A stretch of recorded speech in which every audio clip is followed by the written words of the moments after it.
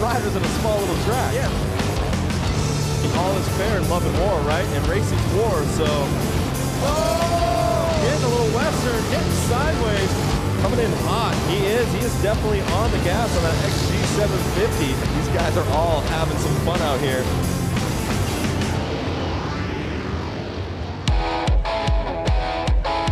The epicenter of motorcycles, Milwaukee, Wisconsin, will tonight get invaded by every bike imaginable and by riders of all skill levels who have all traveled to UW Milwaukee Panther Arena.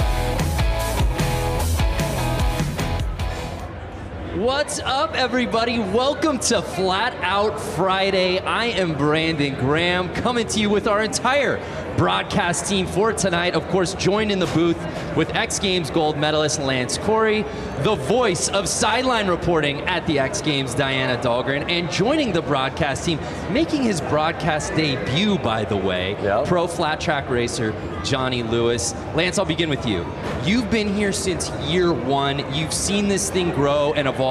For the uninitiated, what is Flat Track Friday all about?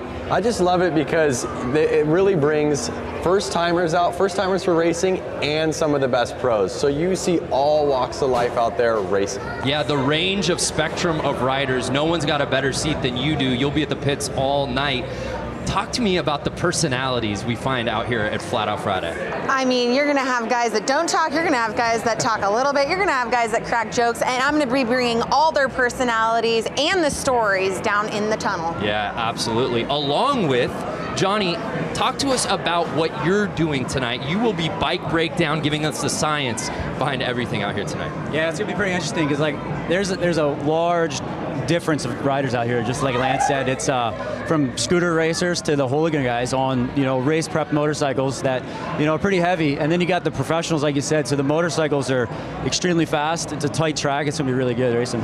Every bike you can think of, every racer you can think of, complete mayhem coming to you now. Let's start racing.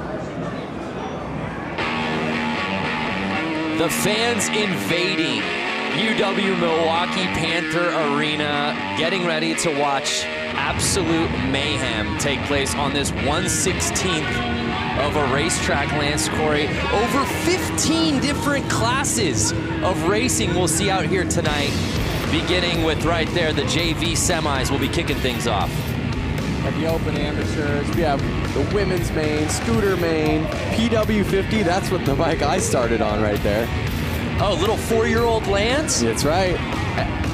The Boonie main, that's my favorite right there. Expert main. And if you've never watched this before, you're going, what do all these things mean? Don't worry about it. We got you covered. Obviously, we've got Lance here in the booth. We've got Diana down on the course. And of course, we have Johnny Lewis breaking everything down for us. Johnny, how's it going down there, man? It's pretty loud. So Johnny will be reporting to us live from the course all night long, giving us the behind-the-scenes access on everything. Talk to us about this opening class, Johnny. Man, there's a lot of guys out here. You know, they had to split the classes. There was 100 riders down to, you know, 3 classes, and this is the JV class. You know, the guys are relatively new to flat track, and you know, we just kind of got into it, built a bike, and now they're out here racing. It's pretty wild to see them out here to opening the show. Yeah, well said, man. We'll be coming to you all night. So, Lance, we've kicked things off, bud. Racing's looking good already. These guys are they're already warmed up. They've been out there racing all day to get these lap times. Now, talk to us about this course and the setting for those who are just tuning in for the first time. What makes this course so unique here at the arena? So what's incredible is, to my understanding, it's a hockey arena. Right. And before this was set up, there would have been ice out there, obviously. There is not ice out there right now. But there was ice at some point. Oh, I see, but so not now. When they take all that away, the concrete is shiny and it is slick. It's like being in a big store where it's kind of like slippery, actually. Okay. So they end up spraying Coke syrup down, and they let it kind of dry, and it gets really tacky, almost like being at one of those gross bars or something where your feet I have no idea what you're talking about. Your feet kind of stick to the floor, you know? They do that so the tires actually have some traction. 1 lap to go, you see, and there's the checkered flag. And again, we talk about the dimensions of this track. This stuff is at a torrid pace. If you've never watched Flat Out Friday, if you've never seen flat track racing on this scale, don't blink. No, it's incredible. It's almost like racing little mini bikes inside of your garage.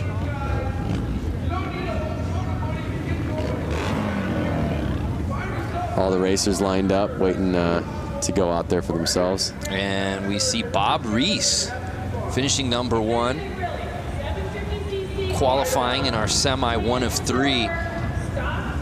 As Johnny said, there were so many people in this event that they had to divide it up now into 3 different heats of this JV semi. I don't think that the underside of this arena has ever seen this many motorcycles or people inside of it. Yeah, I've never seen. We were here, obviously, for this last year. We were here for Harley-Davidson 115th anniversary just a few months ago. I've never seen this many bikes in one place. It's amazing.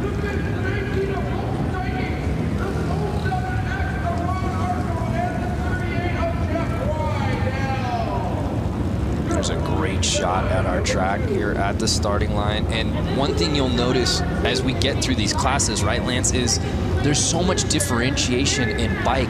You'll see categories where you'll see dirt bikes, 450 cc's going against 750 cc's, and it really boils down to traction.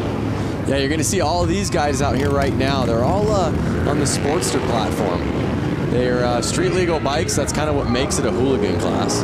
And they're heavy, and they don't have much room to get these things to turn, so it can get squirrely. So this is Hooligan JV Semi 2 of 3. Oh, like that. 2 bikes down already. Pardon my getting on top of you right there, but no, that's what it's all about, and that's par for the course here on Flat Out Friday.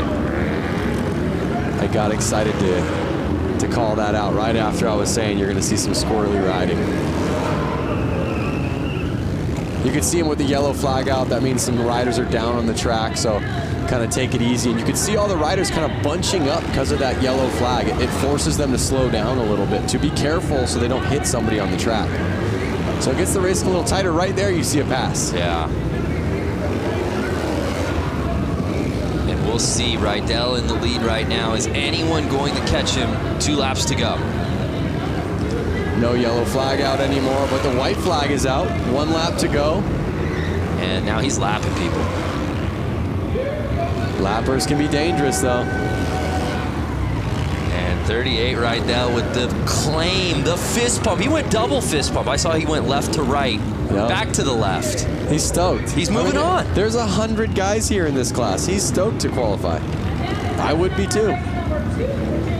The JV main will obviously go on a little bit later as we take another look at that crash.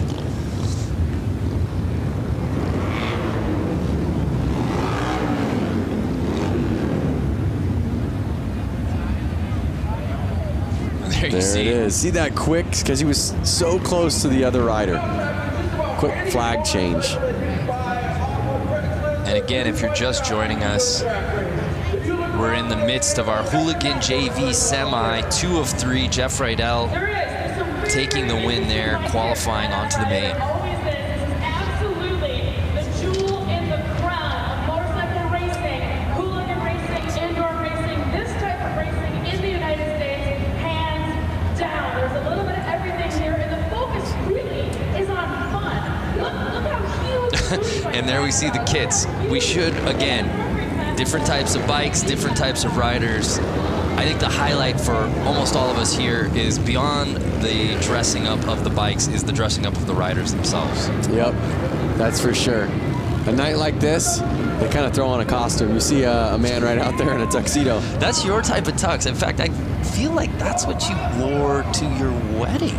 It's kind of a full onesie tuxedo. A full sublimated tuxedo. It's like it's a glorious, it's not a tuxedo t-shirt, it's a tuxedo onesie. Yep. But again, that's the cool thing about this class. I mean, these are their bike. Look at the bike closest to us. Oh, and a guy pulled in front of him. But look at the guy closest to us. Yeah. He is actually, you could see his speedo gauges on his bike. This is not a race bike. This is a bike that he takes to work and back, and he wanted to race. It's so cold outside, he's like, you know what, I'll race the race just so I can ride my motorcycle inside today. Oh, and it was 69 getting the whole shot. Nice. Oh! But he's cut on the inside by 00, the Tux Man. Can Brandon Gonzalez get back up there to 00? I see the yellow flag out, and Brandon gets him.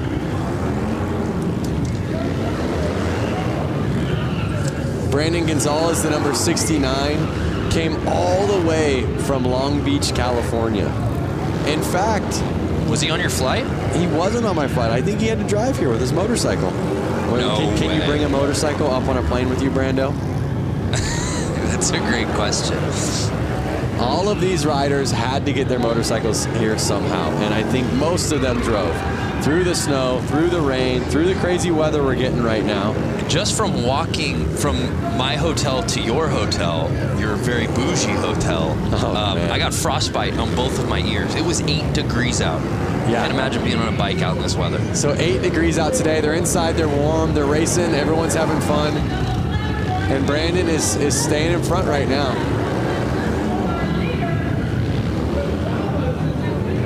Now let's not forget, everyone here in the stands and all these riders, a lot of them are in town because tomorrow we're having the Mama Tried show. Right. A rad motorcycle show in the heart of downtown Milwaukee. And that's really the genesis of this entire weekend, and a byproduct of that is this race because the community as a whole had been coming out here. Yeah, I mean, it just happened naturally. I think the show was already going on. People were in town. People wanted to ride. People wanted to race. It was so cold outside. They said, hey, let's rent one of these arenas and let's all start racing motorcycles in there. They were letting their kids race. Everyone was racing. And you're going to see that tonight. You're going to see 4-year-olds out there on this track racing. Brandon Gonzalez, as you said, left no doubt about it. Even with the stoppage, returning for the win. He'll be moving on. So there you see Brandon Gonzalez qualifying.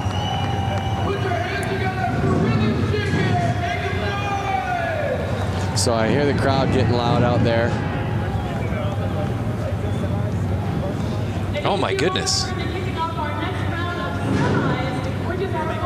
We have dirt bikes coming out now. You guys want me to chime in? I got some stuff. Yeah, Johnny, you're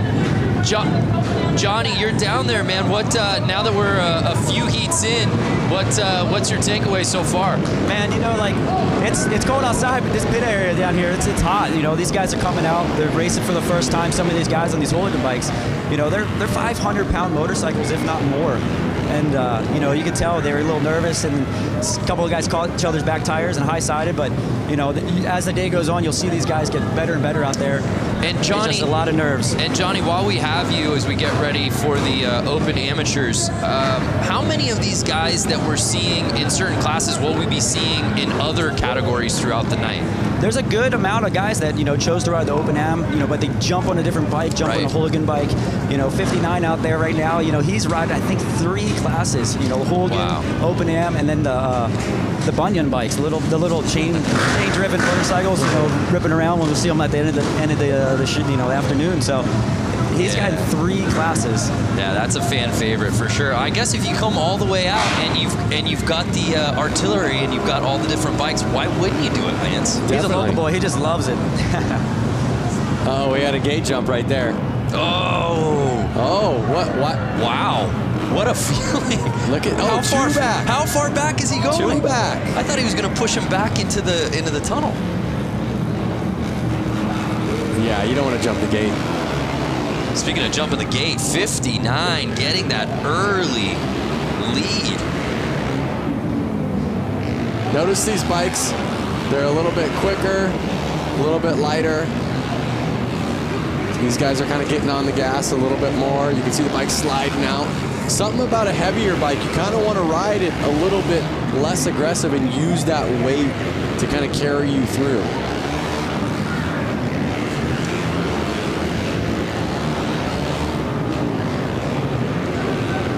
So Kilkenny leading the way right now.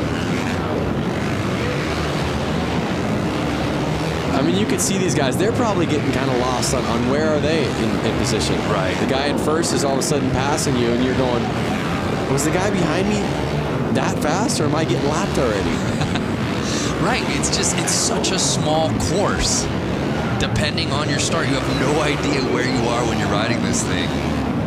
And that's what we say, and you even talk about the concept of Flat Out Friday.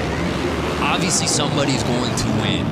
Somebody's going to come in second, somebody's going to come in last place, but that's not the premise of that. This isn't what Flat Out Friday is about. No, Flat Out Friday is definitely about getting out there with your friends, riding, and just kind of having fun, banging bars. I love coming into a corner with your friend, and sometimes you can hear your friend yelling, "Yoo!" It's all fun and games. I mean, you know, there might be a little bit of showboating at the end of the night, like, I took that race. But realistically, everyone is stoked for everyone, especially when everyone gets off the track healthy. Yeah, this is the spirit of a bike with a motor. I don't care what your background is, where you come from. When you come here, you're a part of the community. And harder to find anyone or any place that's having more fun than Flat Out Friday here at UW Milwaukee Panther Arena. Man, we're moving.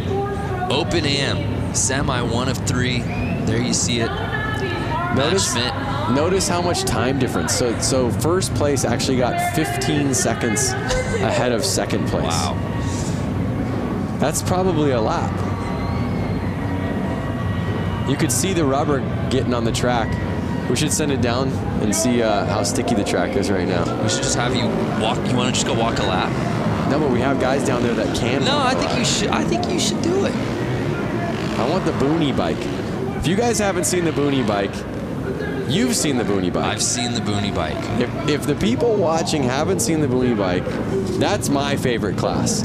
It's a little bike with a lawnmower engine in it.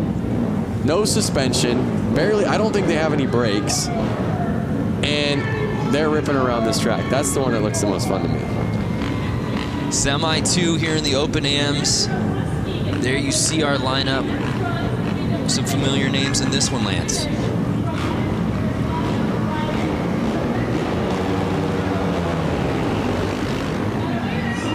Whoa.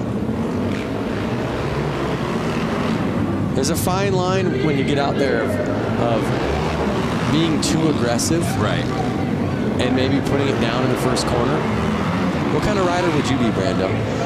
Yeah, I think I'd go aggro right out of the gate. Would you? Yeah, it's the Ricky Bobby mentality. If you aren't first, you're last, right? Okay. So you kind of go for it. But as we were talking about before, it's so hard probably midway through that first lap to really, if you're not in the lead, knowing where you are. Yeah, for sure. And you just kind of want to keep picking off the person in front of you, picking off the person in front of you.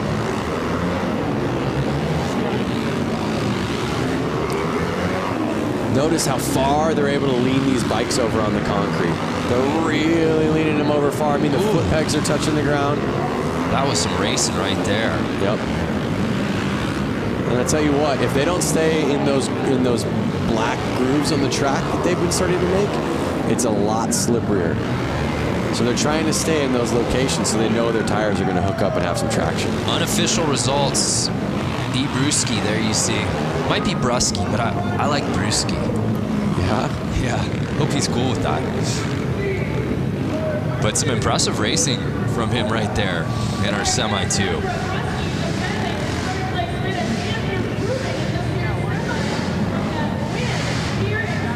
Take a look, it was that 38L bike who I believe got the whole shot early.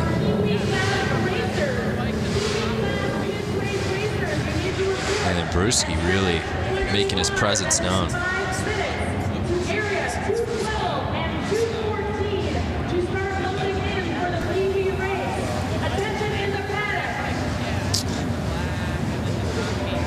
So our results are in. You see Brewski and Blasky. So 1 and 2 qualifying forward. Yep. I was just going to say, you see the Q on the side of their name. That's what is kind of letting us all know that they're going to make it to the main event. We're still just in the semis right now. These are just every rider that signed up. Towards the end of the night at this show, you're going to have all of the fast guys battling. That is really where it gets intense. Yeah, it's really neat. As we said before, you come through the tunnels here of the arena and you see all the bikes lined up. You see riders from all different backgrounds. Obviously, there are some very familiar names here who we'll be getting to a little later in the show. And then you literally see 10-year-old kids completely kitted up alongside like a Jeremy Twitch Stenberg, you know? Yep, it's amazing. And where else are you going to find that? No, exactly. You do see Twitch out there, who's well known in the motorcycle community, taking photos with all the kids that are geared up as well.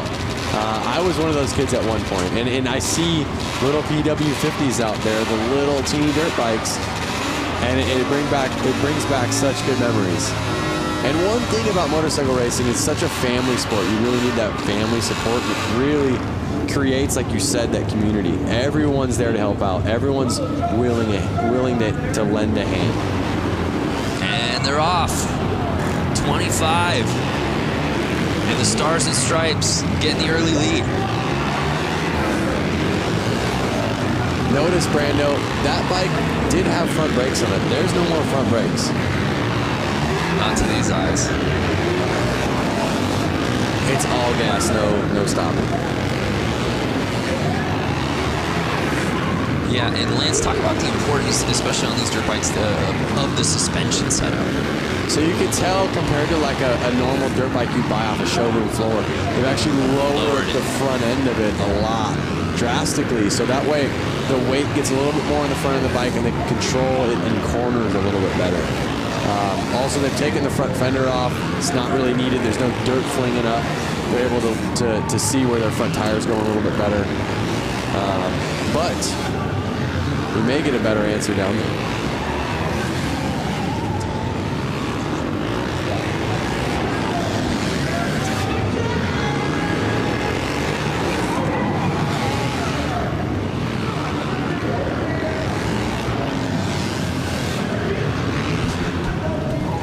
So the unofficial results are in. And it's C-Funk, who looks to be qualifying to the main.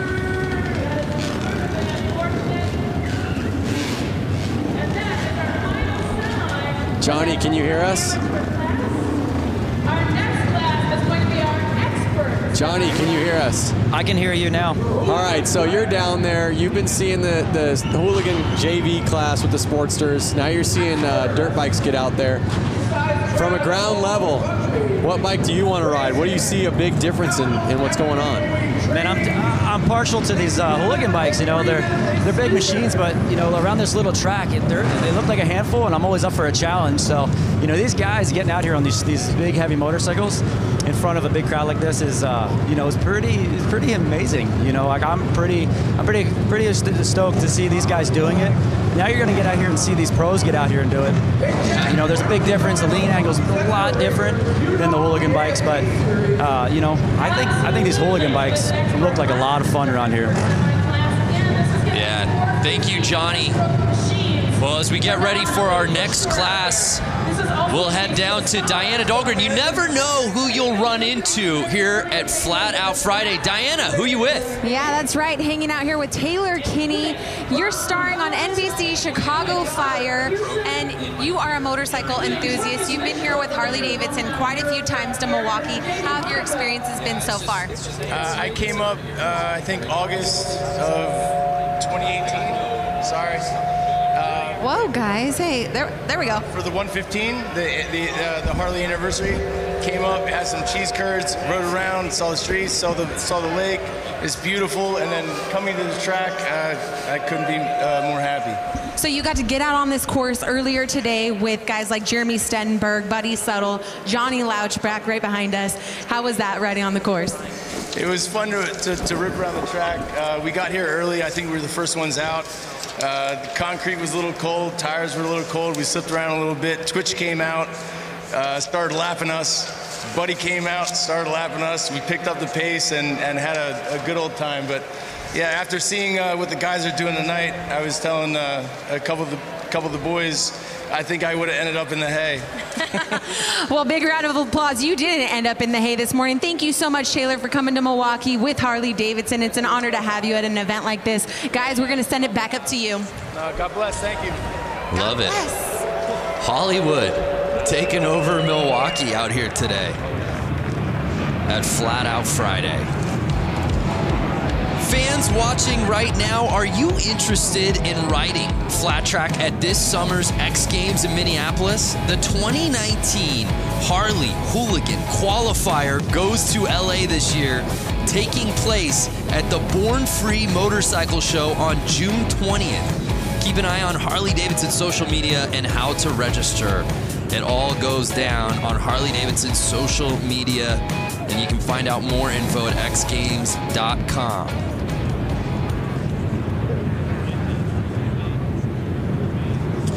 So we move on to our next class, the Expert Semis.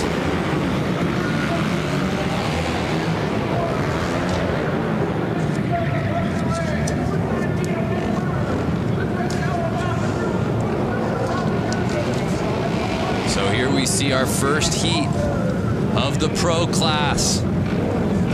Jumping up to the line.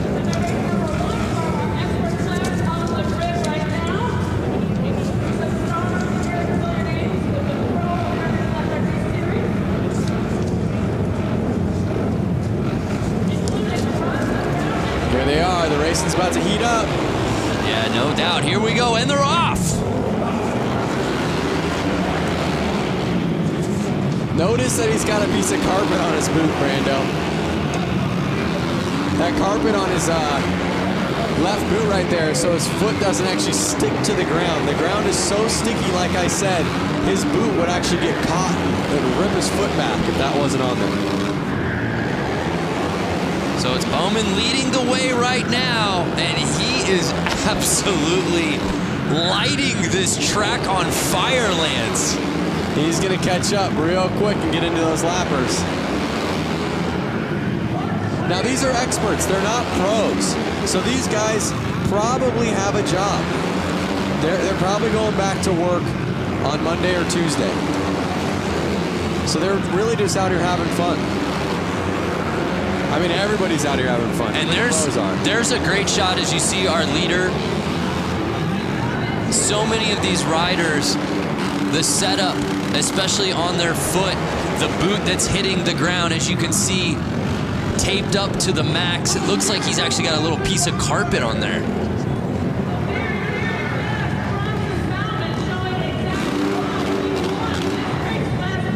There you go, he's stoked.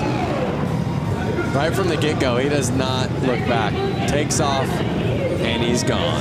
That's what we call a no-doubter, Lance. Bam. See him lift his foot so he can kind of bring it over those cones that are saying, hey, this is the inside, don't go any further.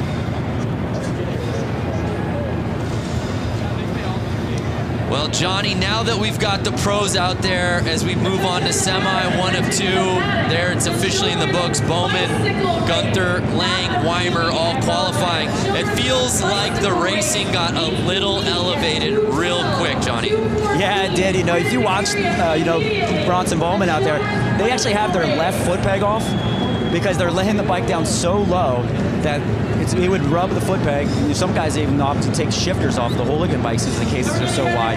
So, these pros now, they're just laying that bikes down so low, getting the direction change. It's pretty amazing to see them out there doing this on a track that's 100 feet from inside to inside.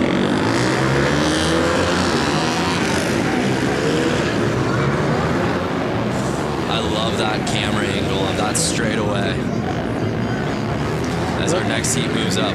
Look at them coming out. They're just so fired up. That lap that they just hit, they were behind the gate. They're like bulls waiting to go. I'm telling you, everywhere it seems like it's raining or cold. These guys are stoked to be inside, warm, riding their bikes with their friends. And there's a look at our semi 2 of 2 roster here in the expert class. 8 riders. Half of this field will be moving on to the final. Who will those 4 be? Let's get ready to find out.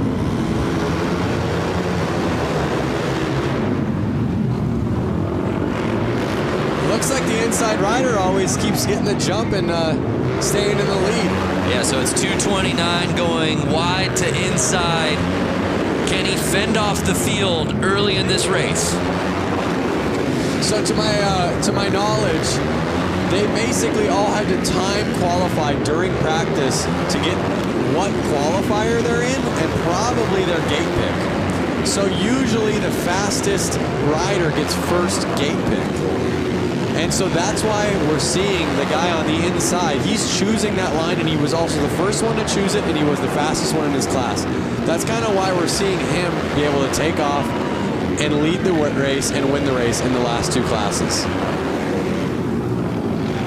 So it's Mishler leading the way, the 69 polka dot kit. Can Monaco catch him on the final lap? No, and it's Mishler taking it. And it looks like Weiss might have actually passed Monaco there on that final lap.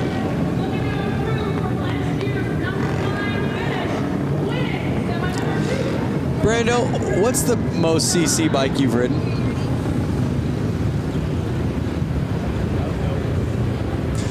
Oh, let me look back in my lifetime. You know what? I think it's got to be a 900. A 900. A 9. So to give you an idea, these are 450s. Right. And the Sportsters you saw out there were basically 1,200 cc's. So you can imagine how big that bike is. That I can. I can imagine it. I can imagine it. Hey, let's head back to Diana, who I believe is with some racing royalty. That's right, racing royalty. If you guys watch the flat track series across America, you've seen Sammy Halbert, you see Jared Vanderkoy, and they are here tonight. Give a huge round of applause for these amazing, talented riders. Now, Sammy, this track is a lot smaller than what you guys are used to. Walk us through what you guys are going to do here tonight. Yeah, I love racing these little indoor short tracks. I grew up racing indoor short tracks, and they call me Slamming Sammy for a reason. So we'll see if I have to pull out the slam tonight. I'm not afraid to if I have to, but I know it's after watching the main here last year, I know you got to play your cards right. There's a lot of lap traffic in that 35 lap main event, so we'll see what happens. Just happy to be out here racing, putting on a show for the fans, and representing for Harley-Davidson. So, Jared, come to that. Has your teammate ever gotten dirty with you in the corner? Has he knocked you down? Has he slammed you a time or two? Yeah, we've had our run-ins in the past, but not as of recent. But yeah, it's going to be a good event, so I hope you guys all enjoy it. It's going to be a good time. So thanks Harley-Davidson for having us out, and everyone for coming out here, and hope you enjoy. You guys give a huge round of applause. Jared Vanderkoy, Sammy Halbert, you guys are amazing. Thank you so much. Guys, back to you. How about Sammy just saying, hey, I'm ready. If I got to throw up elbows side to side, I'll do it. Yep. They call me slamming for a reason. I'd be a little worried to be in his semi. Sammy, of course, needs no introduction on the flat track, American Flat Track Series, of course, X Games as well. But I want to say something. I stand corrected. The experts have pros in the class. Correct. So I'm not sure if every single expert is a pro. Or can an expert be an expert without being a pro? And can a pro be an expert without being a pro? A pro, of course, is an expert, but an expert isn't always a pro. Is this a riddle? There's no answer to this circular question. But the racing continues as we take a look at our semi 1 of 4 here in the hooligan. Now this is open. This is open hooligan. So these guys have faster lap times. They're a little bit more seasoned. They've been doing it a little longer. We're going to see a little bit more carnage here. These guys want to win. And also, just look at the size of this field. Again, though, it's not something that they want to win. We saw some gate jumps. It's not something that they want to win just to be winners. They want to keep racing. So this is just a semi. Right. Yeah. They want to win. Very good point. Just so that they can go out there. They can just again. stay on their bike. Yeah. So if they don't win or they don't get the top position in this, they're not making it to the next round. Right. And most of them, they drove so far to get here. They just want to make it to the next round and get more laps out there. So you see a bunch of bikes getting back there in the third starting position. Those are all the guys that jump the gate. Kind of teach you a lesson right there. Take you to the back of the classroom is what they do. And they're off.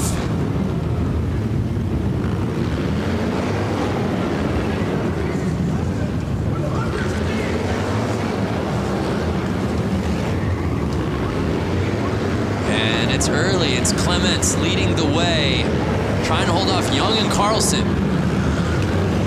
I know Clements himself traveled all the way from California to get here, so he wants to stay out there. He wants to keep racing. And is there a better outfit early on than Carlson's tassels? I'm getting a very Lloyd Christmas briefcase money look. Oh, he's in the lead. Yes! He grasped the lead with the tassels. You would think that would be a hindrance, aerodynamically speaking. I think that's something like, I'm the man. Watch out for me.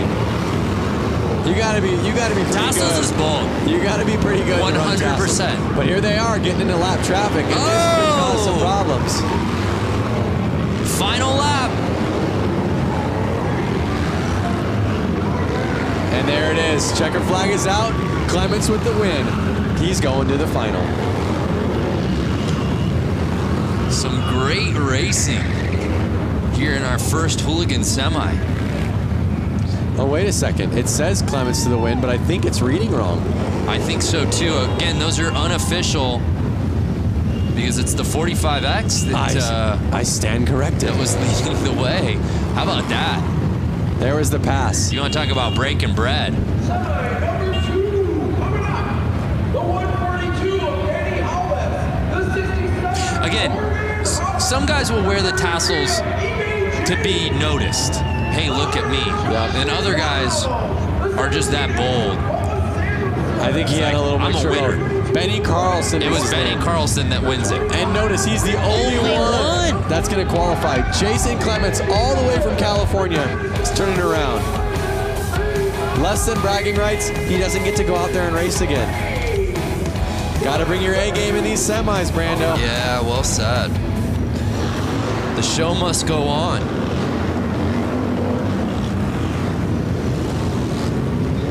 Here our next class jumping out. Notice the difference in gears. There's a couple guys in leathers and there's a couple guys in more of motocross gear. Yeah. I myself would want to be in leathers. If I hit the ground, I want to be in something that's going to slide well. Okay. Something that's going to protect my skin. So it's interesting to see, who chooses what. Hypothetically speaking, you're wearing your leathers. What's Lance Corey in this class? What are you wearing? What do you look like? I look like number 100 right there. Dialed. Ooh.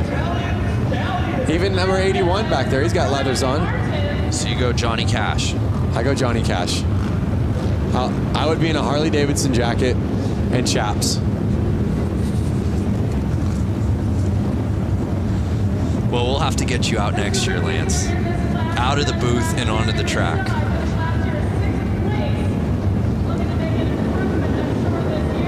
Uh-oh. Oh, that was some jumping. So he wore leathers. He was there with the protection, but he was a little too anxious. Well, and you think about it like this, Lance, right?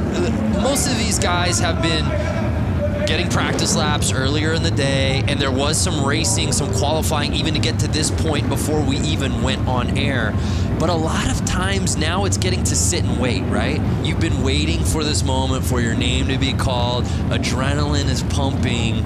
Yep. Can you really fault these guys for false starts right out of the gate when they've just been waiting? No, you can't.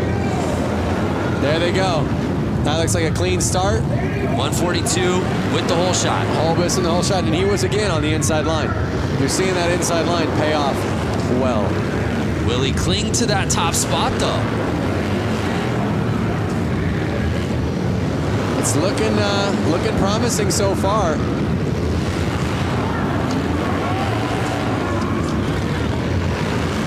Again, if you're just tuning in, we're still in semi mode. We've got so many finals, so many mains still to come. We're just getting started here on Flat Out Friday. And like I said, Brando, my favorite bikes haven't even gotten out there yet. Noted, Lance. The Boonie bike. The bike that's in your shed, that your parents had, that you pull out and you clean off and you pour some gas in it and it starts right up. The I can get 70 miles to the gallon on this hog type of bike. You love that movie, don't you? Yeah. It's the only movie I've ever seen. Dumb and Dumber. So Holbus on final lap. Can he hold on? Oh. And he held it.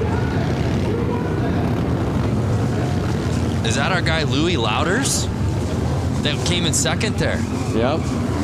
We've seen Louis Louders at the X Games hill climb. Along with his brother. Yeah. The Harley hill climb. Again, these are guys. Louis Louders is a guy. He runs a Harley-Davidson dealership. Yeah, has a dealership. So he was probably at work yesterday.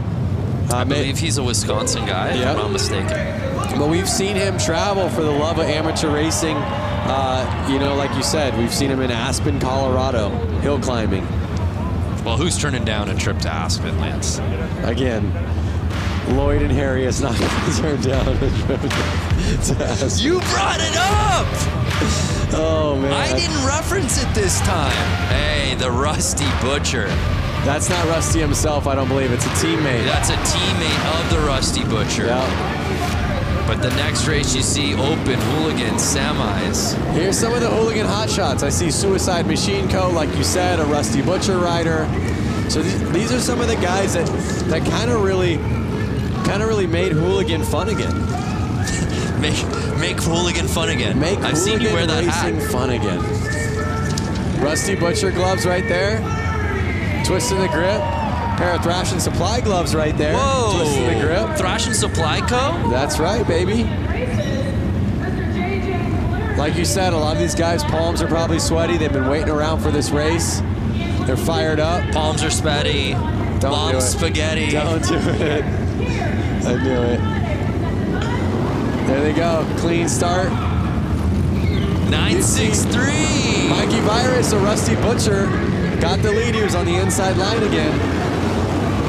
What a clean-looking bike. I was just going to say that. These guys build these bikes specific just for this event.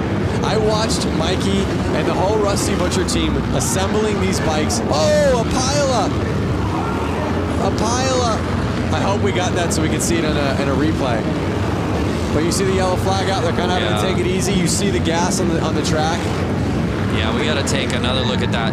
Speaking of setting a bike up, you got the opportunity to build a Harley-Davidson this week. Yeah, I've been in Milwaukee for 3 days now. We have a competition called the Brewtown Throwdown. Correct. Where basically 2 teams built bikes. You guys might have seen this in the show a little earlier on, but we were able to build 2019 Street Bobs.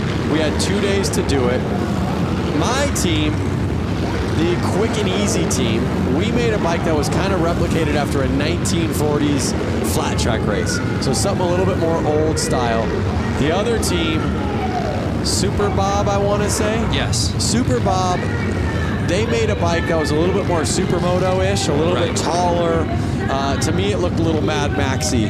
I'm digging my bike. I hope you guys vote for my bike, Quick and Easy. Yeah, tomorrow. both are beautiful. Check it out on the Harley social and then also Lance Corey social. So we might be able to see the crash. There it is. 2 riders must have collided. Suicide Machine Co. Yeah, it's great, actually, all things considered, that there wasn't more carnage there. Yeah. Only the 2 bikes went down. You see them getting the gas off the track. There you see Mikey qualifying out of that entire group. Only Mikey moving on. But again, Mikey Virus came all the way from Los Angeles, California. So a guy like him, he's stoked. Amazing crowd on site here at Panther Arena to watch what has really become an annual tradition. Now, here you have the Rusty Butcher. Yes. I've seen Mark Rusty Butcher win this race before, all the way through, all the way to the end of the night. He took it home with a W. Then I've seen him come back the following year, and I think crash out pretty early on. And again, he wasn't mad that he didn't win. He was mad that he wasn't in the final to race more. So, what's going to happen tonight? Yeah, he flip-flops, right? Yeah. Either wins or crashes out. Yeah, it's all or nothing. Then I guess it's an odd year, 19. I feel like he's gonna go the distance. He is absolutely a fan favorite, though. There's no doubt about that. He's a fan favorite, but right out there in the crowd, I see Jeremy Twitch Stenberg, FMX icon, someone that I grew up riding FMX with. So who's gonna take it home? A lot of these guys all practice together. They're from California. Let's see how they do. Getting the lead early. Can he hold it together? Mark's looking real smooth.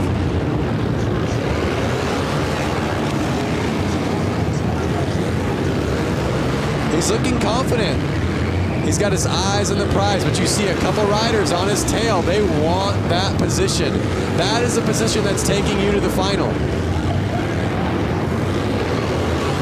Are they going to go easy on him? Are they going to throw a tire in? Are they going to take him down? But we got a battle here midway through this race. 3 laps. Oh!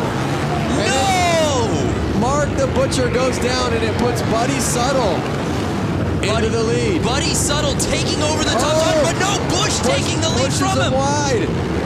They're coming into Mark now, who's a lapper who was just in the lead. Final lap time. Will Bush hold on?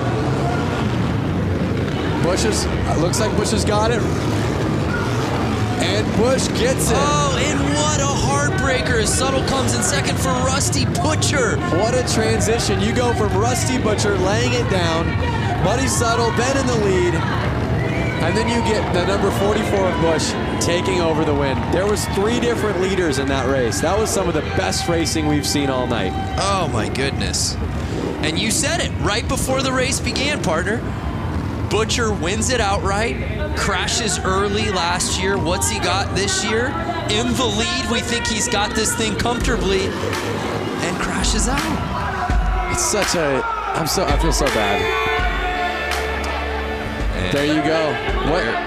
What do we got? I don't know if those results on the screen. I don't know that that's official. I'm not sure. I have to disagree. I had my eyes on that pretty well. I feel like there's somebody we can talk to here. Please put your hands together because there is going to be a wedding taking place. Well, before we move on to our next race, here's a word from our Diana Dahlgren. Hey everyone, Diana Dahlgren here. enter for your chance to win a VIP trip to the 2019 X Games in Minneapolis. And you could be down on the racetrack with me during the Harley Hooligan race.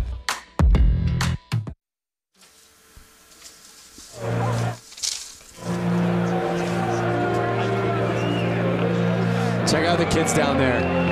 On bicycles, pumped up. They got their helmets on. They're ready to go.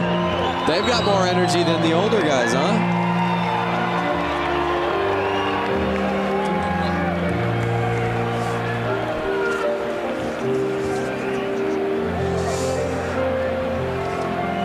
This is what I like to see. Yeah, there you see the young fans. It Flat Out Friday brings out everybody, including some influencers who came out and were able to take some laps around this course. Let's take a look at that.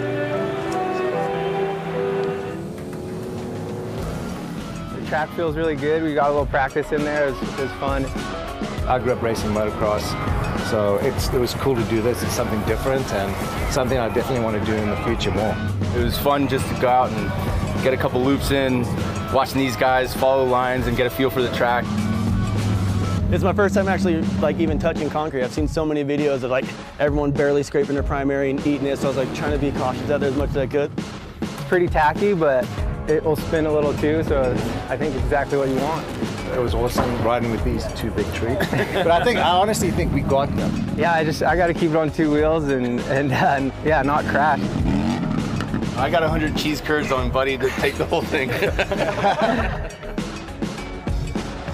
Some heavy hitters. Yeah, there you have it. That are part of it. And there's your bike. Yep, there is the bike that I just got done building over 3 days. She is a beaut, man. Well done. Oh, I'm so stoked on her. I really wish I could take her home. Notice how the front and back tire, they're the same size. I love that look. Yeah, everything about it. The paint job, it just,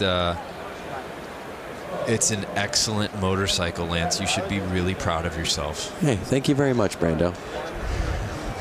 And there is the other bike the other team got to build. Yeah, that was Diana Dahlgren was part of that team. And as you said, a little bit more of a Mad Max kind of racer look. I really like it. Hey, we're still in the middle of all these semis. Let's send it back down to Johnny. Man, that last race had a little bit of everything. Johnny, are you there? Hey, I can hear you guys now. Sorry, man. We had a little technical thing. No, I was just saying that racing kind of had a little bit of everything. Some big names, obviously.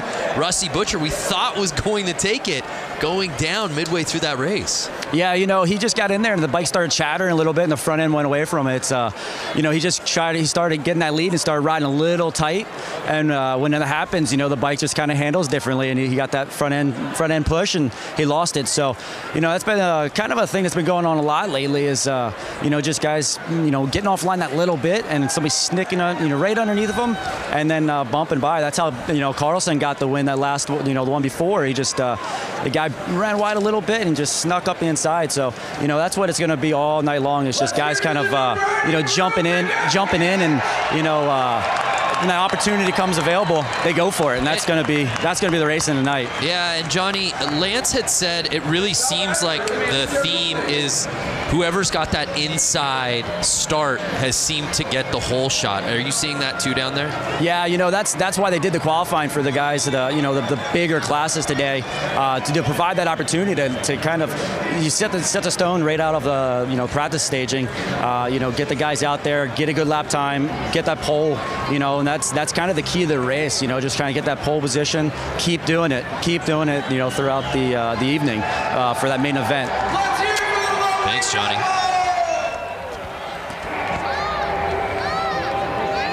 Packed house out there, tons of energy. Love it.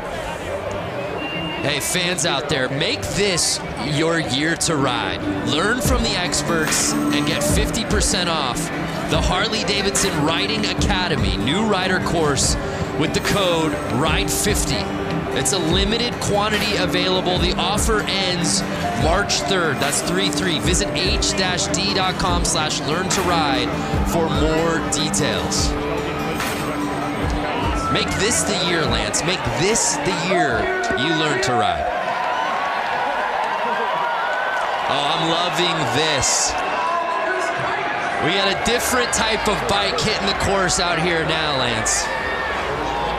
That's, now that I have a kid and you have a kid, I just taught my daughter how to ride a bicycle. Is she not out here? My daughter is 16 months old and she's out there. She's in the bear costume. I want to bring my daughter out with one of those kick bikes. My daughter doesn't know how to ride a pedal bike, but I know she would kick a lot more butt. Your daughter's 2 years old? 2 years old. And she's already riding a bike without training wheels. That's amazing. Speaking of parents and people with kids who ride bikes, Diana Dahlgren, I know you got a little one yourself. When's he going to get out here and ride? 2 years old. He's actually in this teddy bear costume that you see lined up. You know, he's the most massive child on this line. I don't know. I feel like Hunter's going to, you know, take the teddy home for the win. So all the little cats out there, and it's the bear taking the early lead right out of the gate. I feel like there's an adult in that. Oh, how about going the outside to take the lead? Notice how he's keeping the pedal up. That's basically giving him more ground clearance as he turns left. The 3-plate staying wide, and now he's laughing. Oh, could you imagine being out there right now? Unreal. Packed house, the energy, everyone cheering you on. Yes, look at that. I want to start clapping in the booth. That kid has got racing in his future right there. All those kids, what a blast it's got to be, as you said, to come out here. Oh! In front of this crowd, are you kidding me? That is awesome. I love it. The checkered flag's out. You think you're going to get these kids off the track? I don't think so. I'm not sure it's possible. Oh my gosh, some of these kids out here are so small.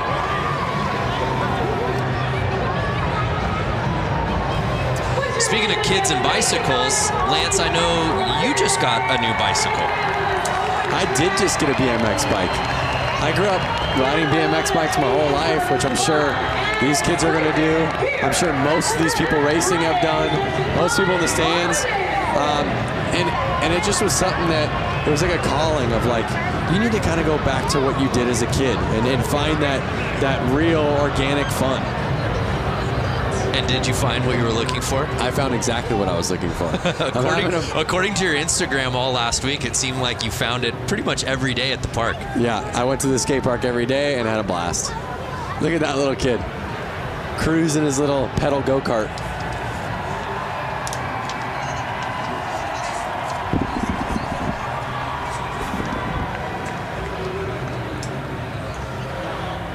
Can you guys hear me now?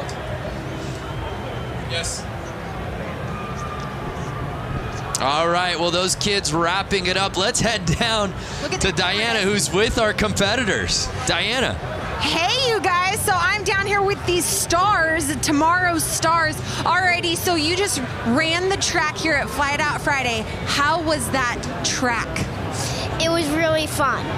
Was it really fun? How was the Coke syrup hooking up on these tires?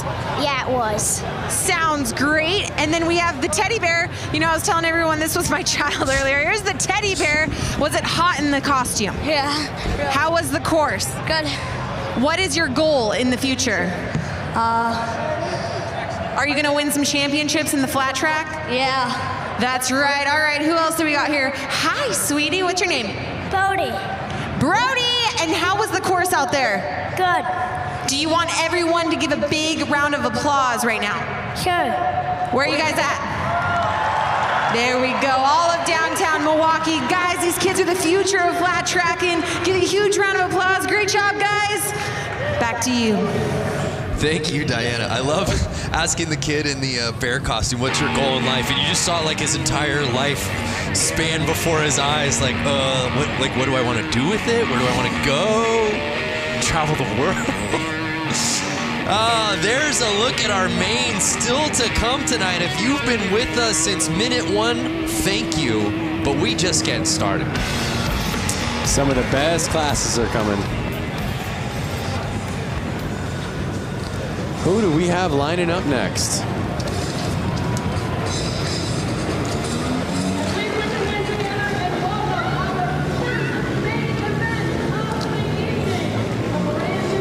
So here comes our new class, and I'm not totally sure yet. I'm gonna wait for the graphics to come on screen so we can all find out together. My paper says Mad Dog Maine. That's right. Mad Dog the Maine. graphic. Mad Dog Maine. So I'm not sure the rules of Mad Dog Maine, but I'm seeing a lot of kind of 4-stroke mini bikes out there right now. All different sizes. It kind of looks like bikes that would be in the range of 80 to 125 cc bikes. So we've got 12 riders out there, as you see. You see guys, or you see people in sweatshirts. You see people in motocross gear. You kind of see, again, he might have just came right off the street and he's racing right now. There you see Sean Sheely was the top-ranked qualifier. What do we got, Lance? Someone must have jumped the line or something's going on. A little line jumping. Like a little tire kick from the dad shoes. You see that? And they're off. Oh, Sheely getting squirrely. Whoa. Can't take advantage of the positioning. And it's... Whoa, the track looks like it's getting a little slippery out there. You see the spotlight right there on number 75. Jacob McClutchin. I don't think that kit needs a spotlight, guys.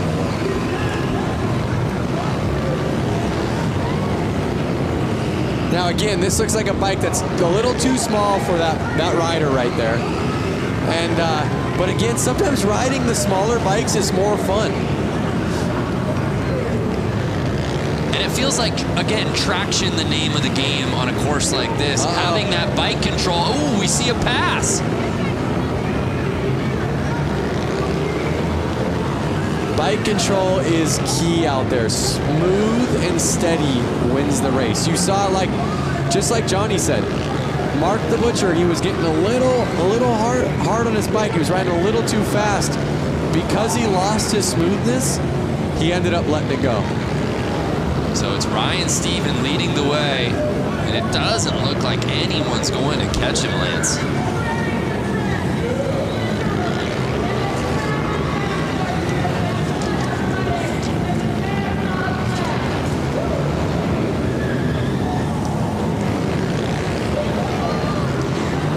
Starting to lap.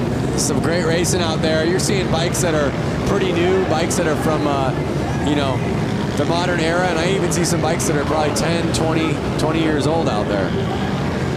It's interesting to see how the technology on these bikes hasn't changed much. Mostly visuals, mostly just the cosmetics, the plastics. So final lap, and it's Steven taking the win, at least unofficially, but to these eyes, you can pump that fist, Steven. Ryan Stephen taking the top spot, followed by McClutchin, excuse me.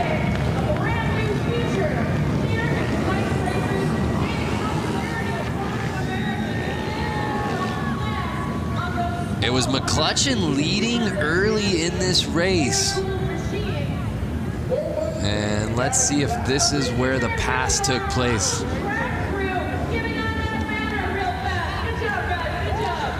So one thing to keep in mind, Brando, lines in racing are a key to how fast your lap is. So basically, what is the quickest way around this track with staying the smoothest at the exact same time? So you can almost look at it as, if I walk this track on my feet, what's going to be the easiest way around it? Well, it would be on the inside, right? So on the corners, you want to be on the inside. But you couldn't stay on the inside and be smooth if you were staying on the inside on the straightaways.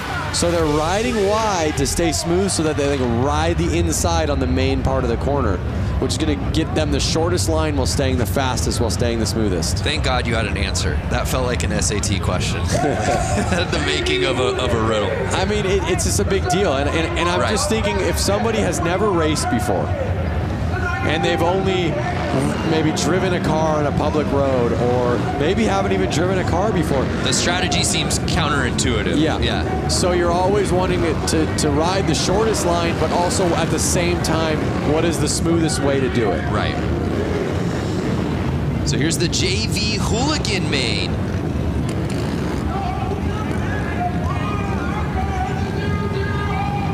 Some familiar names on this roster you'll see in just a little bit, headlined by guys like Bob Reese and Brandon Gonzalez, who looked so good early on this course this evening.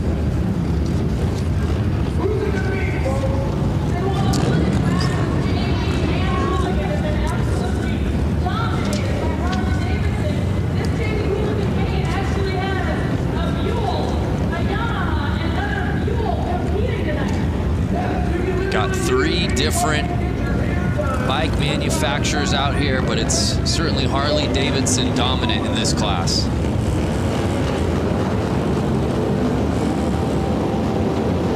So just to give you an idea, I see the number 7 out there, Juan Arceo, right there on a black Buell.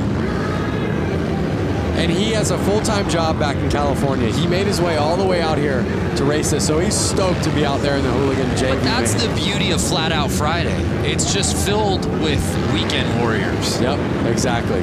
Matt Schmidt, who had that first pole positioning, taking the whole shot, and he may not look back because he's already catching lapping up to Tuxedo. Yep.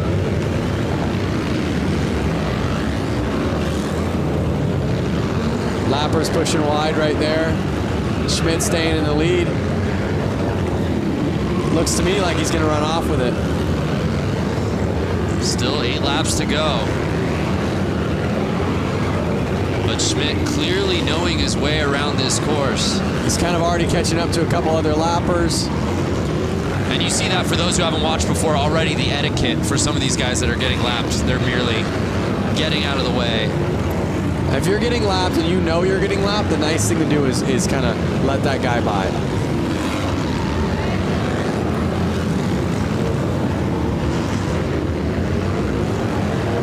So let me ask you something, Brando.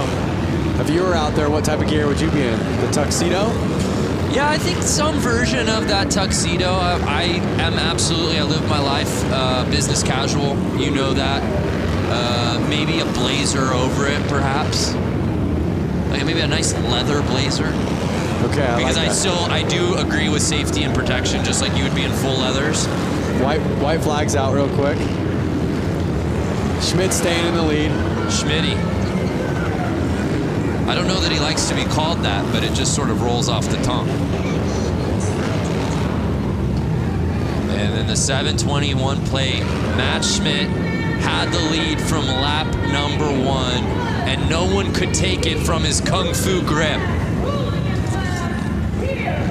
As he takes the top spot in the Hooligan JV main. A lot to like about this racing, as you said right out of the gate, right before this thing began, about the strategy and how these guys handle this course. Matt Schmidt did just that.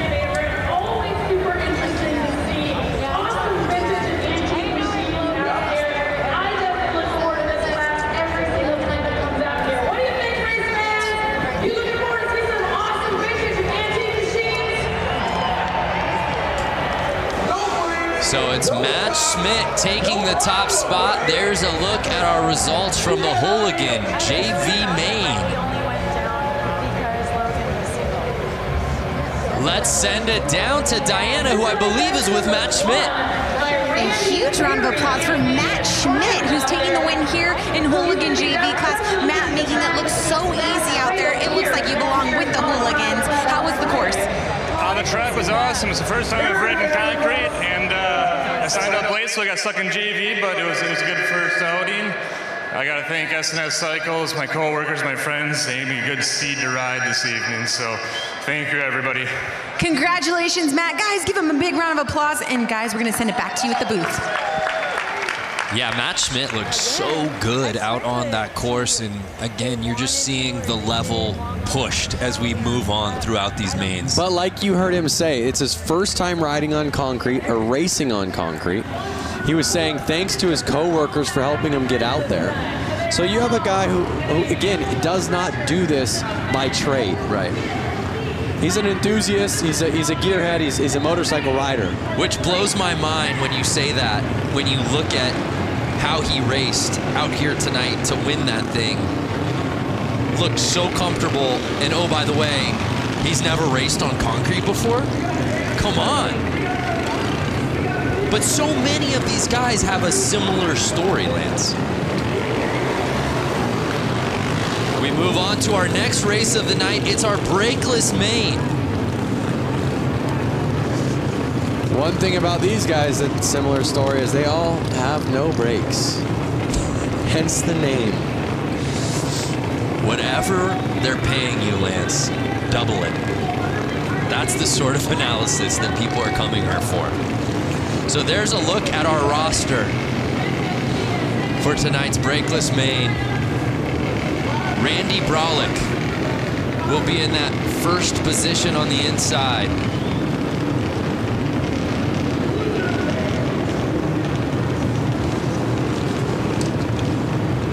You see him lining up right there.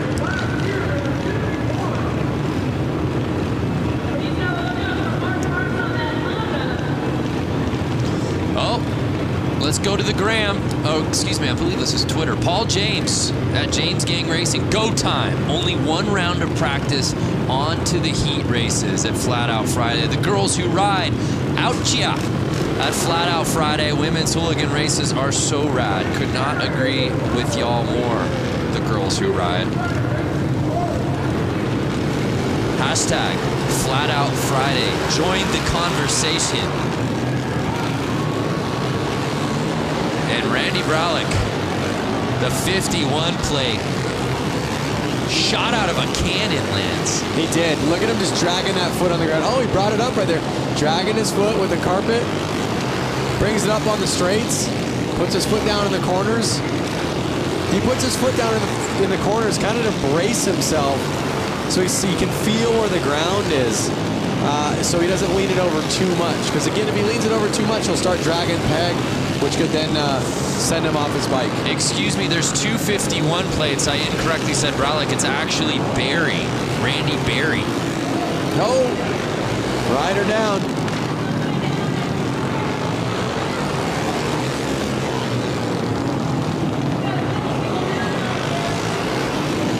And the Stripes are able to get the bike off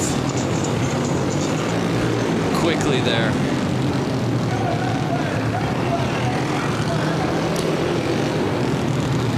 That was the 15, Kendall Lutchman, that went down. One thing that's so cool about this race is they really keep the styling so vintage and so pure to flat track with the striped shirts for the track helpers, the all white gear for the I'm not sure what you would call them, the track kind of flaggers, and I guess they're the flaggers. Oh, it looks like he's hurt maybe. Yeah, so we have eyes obviously down there on the course. Diana, what'd you see? What happened there? Yeah, so basically it just went down in the corner, but what my angle shows is that his leg got trapped under his bike, and it just took a couple. But right now, with the red flag, since they got so many, and they're going to do stack start. We losing Diana there due to some tech difficulties. We'll try to clean things up, but that's a tough go. So I don't know if you were able to catch it earlier, but the front wheel on his bike, look at the front wheel. Tacoed. We call that tacoed because it's folded like a taco. Oh, that's why you call it taco. I'm done trying to help No, I you. gotta tell you, the stuff that I am learning from you, Lance, is just blowing my mind. Doesn't look like he's doing too well. I mean, he's back up on his feet, but yeah, it's good to see him popping up. But how? I mean, my goodness! I hope that Panther Arena gives this man a hand, because you see what happened, and as Diana said, basically that wheel going over the leg. You see what happened to the wheel. I'm not even sure if that bike rolls. I think they're gonna have to lift the front wheel up to get off the bike. But you see the rest of the crew lining back up to finish this race.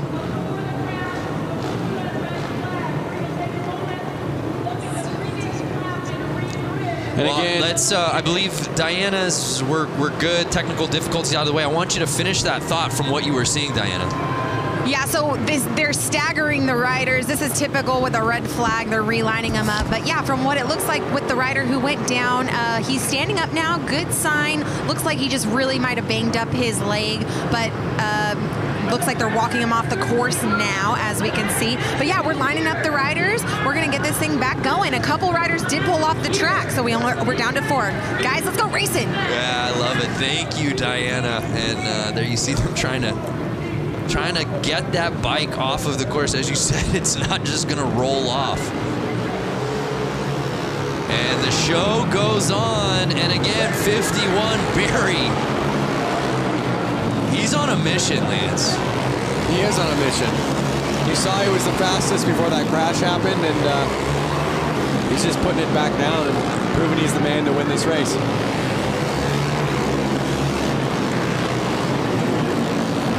4 laps to go. And it's Barry with a sizable lead. And as you said, Lance, going outside to in. You don't think it's the fastest way to go, but that is the route to success out here on this course tonight. And Barry doing just that.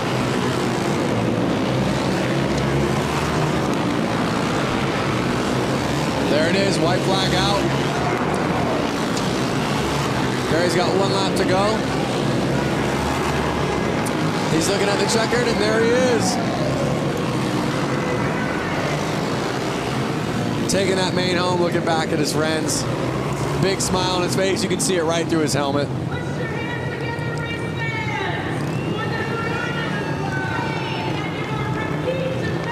So even with the crash and a little carnage, it was Barry who had to, even after the restart, get that lead back and win it outright, and that he did.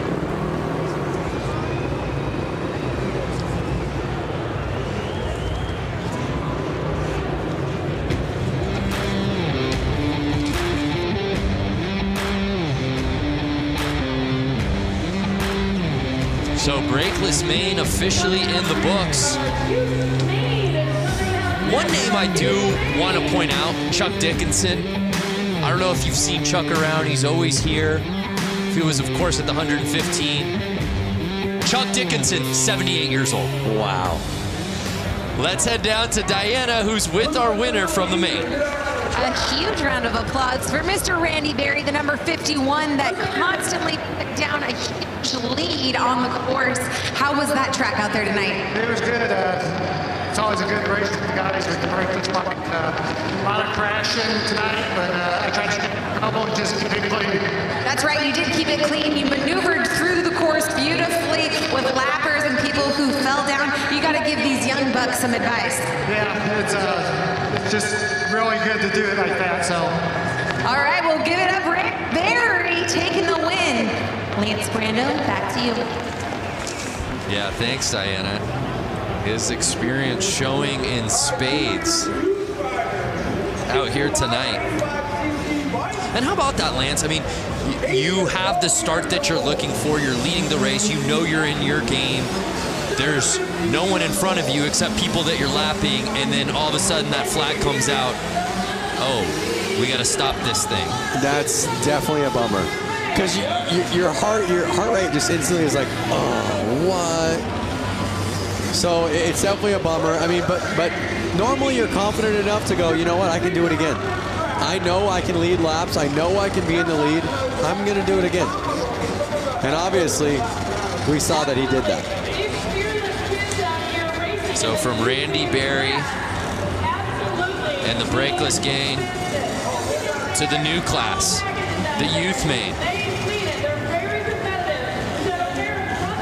So one thing about all these youth bikes lining up, I can hear them, and they're all 2-strokes, meaning they're all different style engines than the last ones. These bikes require their gas to be mixed with oil. They're all about 85cc bikes. You can hear it, you can smell it. Oh yeah. And a couple of Tidwells in first and second. It's Trevor Tidwell in the lead. His brother Tyler behind him. These riders have to stay out there for 10 laps.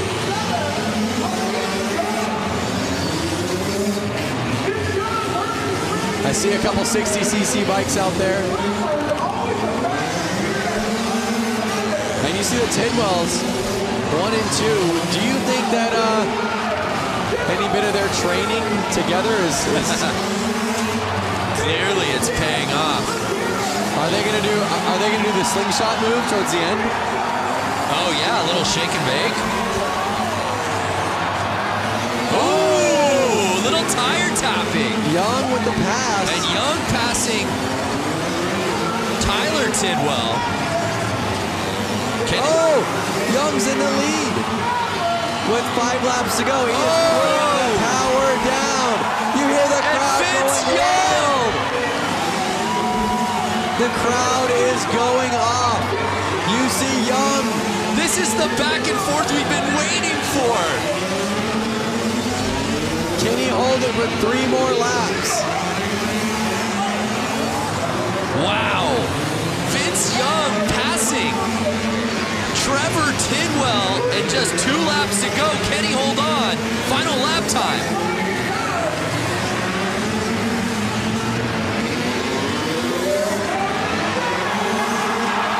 Wow. And then Tidwell pass him. A photo finish, Lance. We gotta see that again. Did Tidwell regain the lead right before the checker? I need to see a replay. That may be a youth main, Lance, but that was easily the best race of the night so far. It's only gonna get better. Wow. Here we are. You see some passing. He's letting a rider back out on the track.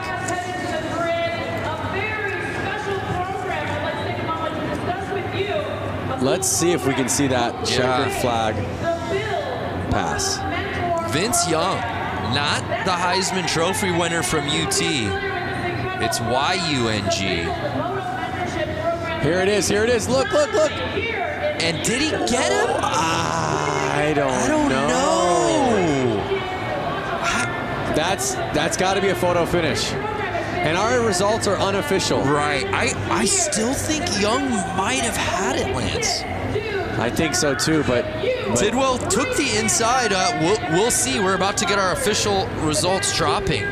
That was incredible. But regardless, what a battle between those two. What a race. I hope we see a lot more racing just like that. Yeah, absolutely. Trevor Tidwell was leading that whole way, and then Vince Young, with about 3 laps to go, taking the top spot, only to potentially have been bested by Tidwell, not on the final lap. I'm talking right as the checkered flag was being waved. Take another look. Young.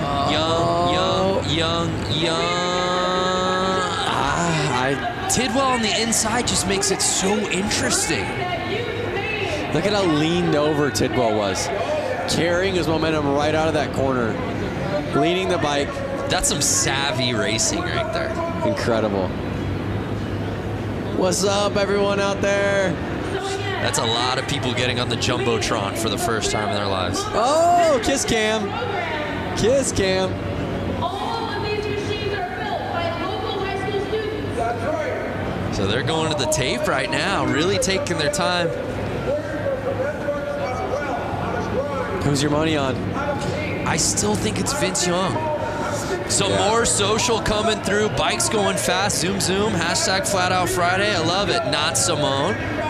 Even got a little, she's got the cherry emoji in her handle. Watching Flat Out Friday on Blockhead Moto Channel by the fire. What better way to spend a Friday night? Dave Hoffman, thanks for spending the night with us.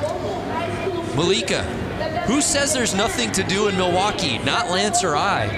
That's for damn sure. We're checking out Flat Out Friday. Checking out Mama Tried's Flat Out Friday. Lance, we still don't have our official results yet. They're looking at photos. At the photographs. They're looking back at the footy. You asked me, I asked you. I thought it was VY. Do you think Tidwell did enough there at the end? I'm going VY, but they're definitely splitting hairs right now. Could we have a co-champion? No. Somebody passed it first. They are splitting hairs. They're looking at the photo finish right now. Someone has to have a photo. And it's Vince Young. Wow. So in the end, Vince Young bests Trevor Tidwell to take it in the youth main. By a split of a second. Wow, what a performance, though. You know, we talk about it, right? The weekend warriors, so many of these guys who have regular day jobs that just travel from all over the country, all over the world to participate in this, sign up and register for their chance at glory, their chance to have fun. I love the youth main because these kids are still gunning. Yeah, for the professional ranks. You know? Definitely. You were there as a youth racer. I was there, and it's so cool for these youth riders to be at this race where there are actually some pros keeping an eye on them. They can go ask them for pointers. They can go ask their opinion. So it's a really great race for the youth and for the new people to ask the pros, hey, what are you doing? Or, hey, we're on the exact same track. Well, let's watch him do it. Yeah. So now it's time for the main build to break down what these bikes are all about. Let's head back down to Johnny. Johnny, break down this class for us. Hey, you know, this is a pretty interesting class. This is actually a high school project where they take CB 175s and they've been working on them, machining them, kind of turning their own vibe on these motorcycles. And it's pretty cool because it's right here in Milwaukee that they're doing this. So it should be interesting. Oh, super cool. Thank you.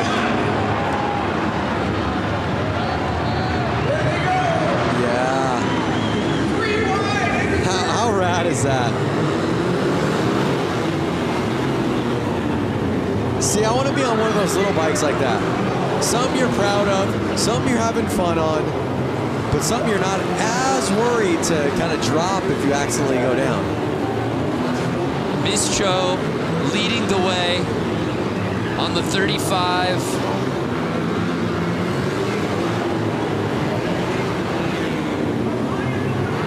Oh, and it looks like Malinowski might have taken the lead.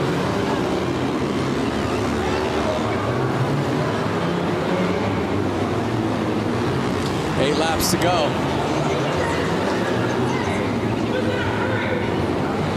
Seven laps. The laps are just ticking away. These guys are riding pretty dang fast. Yeah, Ian Malinowski in first place.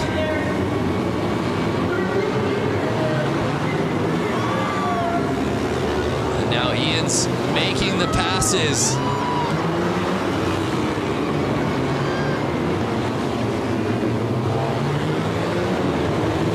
But I love the story behind these bikes, the origin. And that's what the great thing about each of these classes, Lance, is each of these classes tells such an amazing story about not only the riders, but the bikes and where they came from. Look at the forks on that bike. Bop, bop, bop. They're kind of bouncing up and down. That's too soft of a fork, and that's going to make the bike actually have a hard time getting traction in the corner. That's going to slow him down. Well, Malinowski, I saw a bike backwards, is covering so much real estate. Hitting outside, hitting inside, making passes both ways. And takes the victory here in the build main. The number 83 winner racing for the Oak Creek Racing Knights. Put your hands together for BuildMoto.com.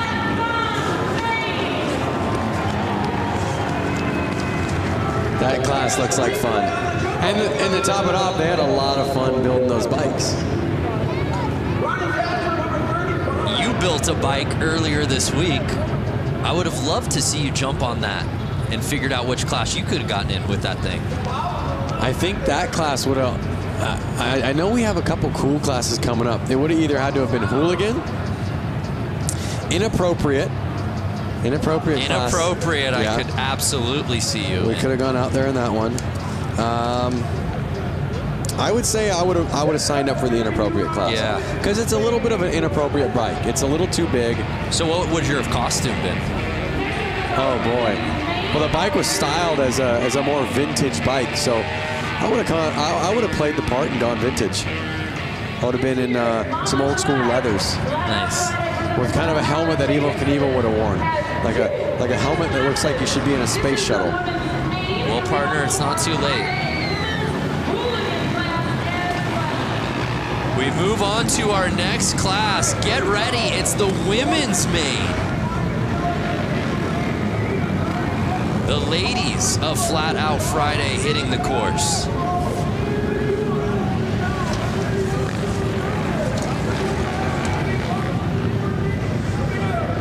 We've got 12 riders out here. And this is one we're really excited to watch. All of these women absolutely ripping on this course. Was watching them in practice earlier today.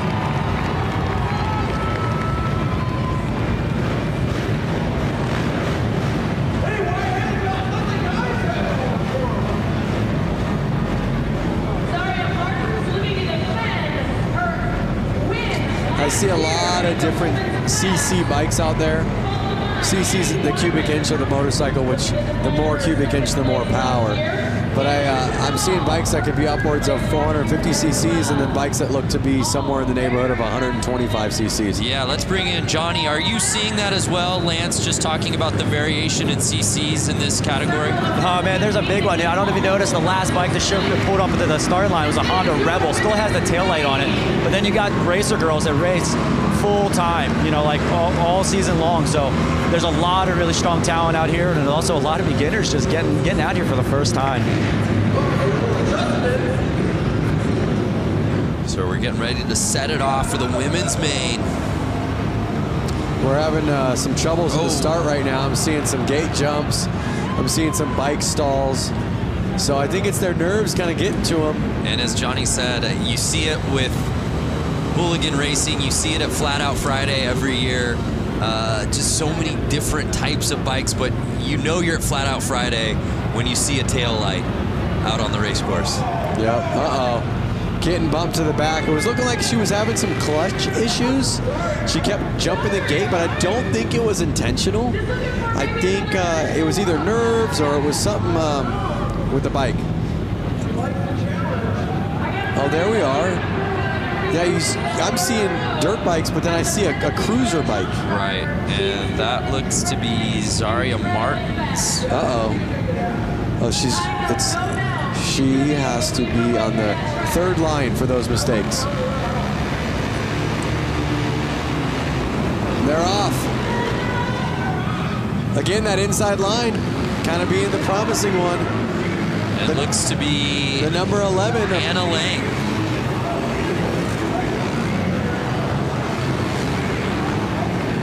Anna Lang leading the way. Annie Wyman now taking the lead away on the 158 plate.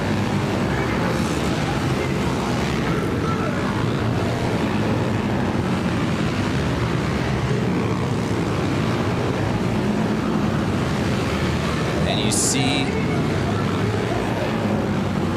the control around the turns and then just gassing on the straightaways.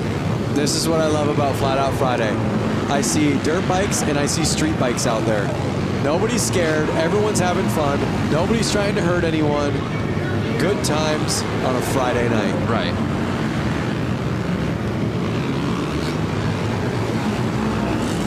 So it's Wyman still leading the way with Megan Funk right behind her. 4 laps to go.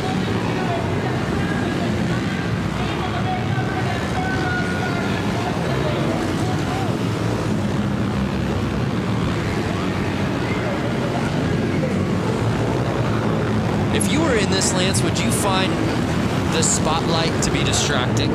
I don't mean that figuratively. I mean literally the spotlight being on the leader. Yeah, I know what you're saying. I think that you're so focused, you're so looking forward at what's going to happen next.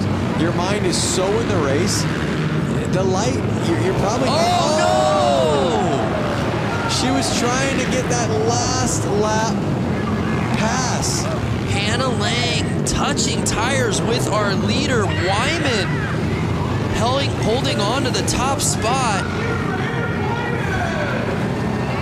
So I think that the spotlight goes unnoticed. I really do. I think your mind's so focused on the race, that's not something you're thinking about. And how about back to what we just saw? Obviously, Wyman did herself some racing there in the women's main, but Lang, who had the lead lap 1, really going for it there at the end, Lance. Hey, just like you said, you ain't first, you're last. Look at that. I say that jokingly because we never want to see anybody crash. Luckily, it looks as if the crash, she's okay. I believe she probably got up after that. It didn't even seem to deter Wyman at all. I think she was straight up enough, far enough out of the corner that it wasn't going to affect her. So Annie Wyman taking it in the women's main. Let's head down to Diana, who's with Annie. Annie Wyman, congratulations. You took the lead, smooth race, and someone almost knocked you down right as you're crossing the finish line for the win. How was tonight for you? Thank you so much. It was a really close race, but I had a lot of fun. It's my first one ever at Flat Out Friday. I wanted to thank my dad for taking me here and all my sponsors for helping me out. First time at Flat Out Friday must be a good luck charm. Congratulations. Wyman taking the win. Yeah, what a performance from Wyman in the women's main. Didn't have the lead early, but was able to climb the ladder, took the top spot by lap number 2, and then there was no looking back. Even got a tire tap there on the final lap. And now it's that category Lance has been waiting for, the scooter main. Let me out there. I wonder if they would have let, I guess a scooter, you probably have to have that section in the bike where your feet can kind of sit on that platform. The scooter main. Do you have a scooter at home? I don't. I have once upon a time. I was actually able to trade my van for it straight up. So a scooter is a light two-wheeled open motor vehicle on which the driver sits over an enclosed engine with legs together and feet resting on the footboard. Look how old that Vespa is. Just a nice vintage Vespa. This is what Flat Out Friday is all about. 8 riders on scooters. And Lance, the reality is almost all of these guys have been out here for other races as well. Just bringing their scooter from home. This is the fun class. Oh, look, they were tied up. This is the fun class. This is the class that I want to be in. Let me out there. Absolutely amazing. Lepsinski leading the way. These are the grocery getters. These are the coffee getters. It's an electric factory in the arena right now. The fans are losing their minds. And they have to race 10 laps on these. They are treated the same way the pros are. That's what's so cool. They don't take this joke class like a joke. They take it serious. They have to do the exact same amount of laps as the women main just did, as all the other mains are doing. So Lepsinski leading the way. Pickett behind him. Schwenker in third. Oh, no! Was that our guy in the Vespa? It was the guy. Oh, no! Carnage! And they're only 4 laps in. That was our leader. So now Lausch. Thomas Lausch is in first place. 5 laps to go. They're halfway through. Are we going to see any more carnage? Are they going to be able to stay up?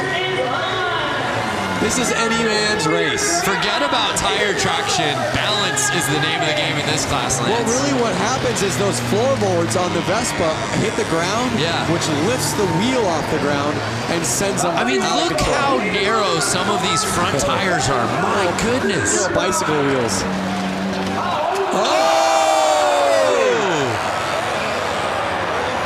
back up. A brutal tap. I'm telling you, these guys are laughing. They're all laughing in their helmets right now. And now it's Schwenker. Logan Schwenker leading the way. Will he get past? And he does. Andy Pickett. We've seen 4 lead changes.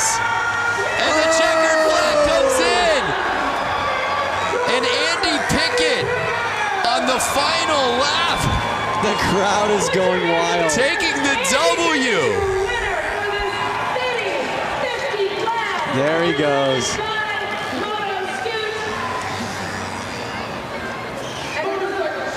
Wow. I've got a grin ear to ear right now. That was amazing. Yeah, I was smiling the whole way. Oh! Tucked front end right there.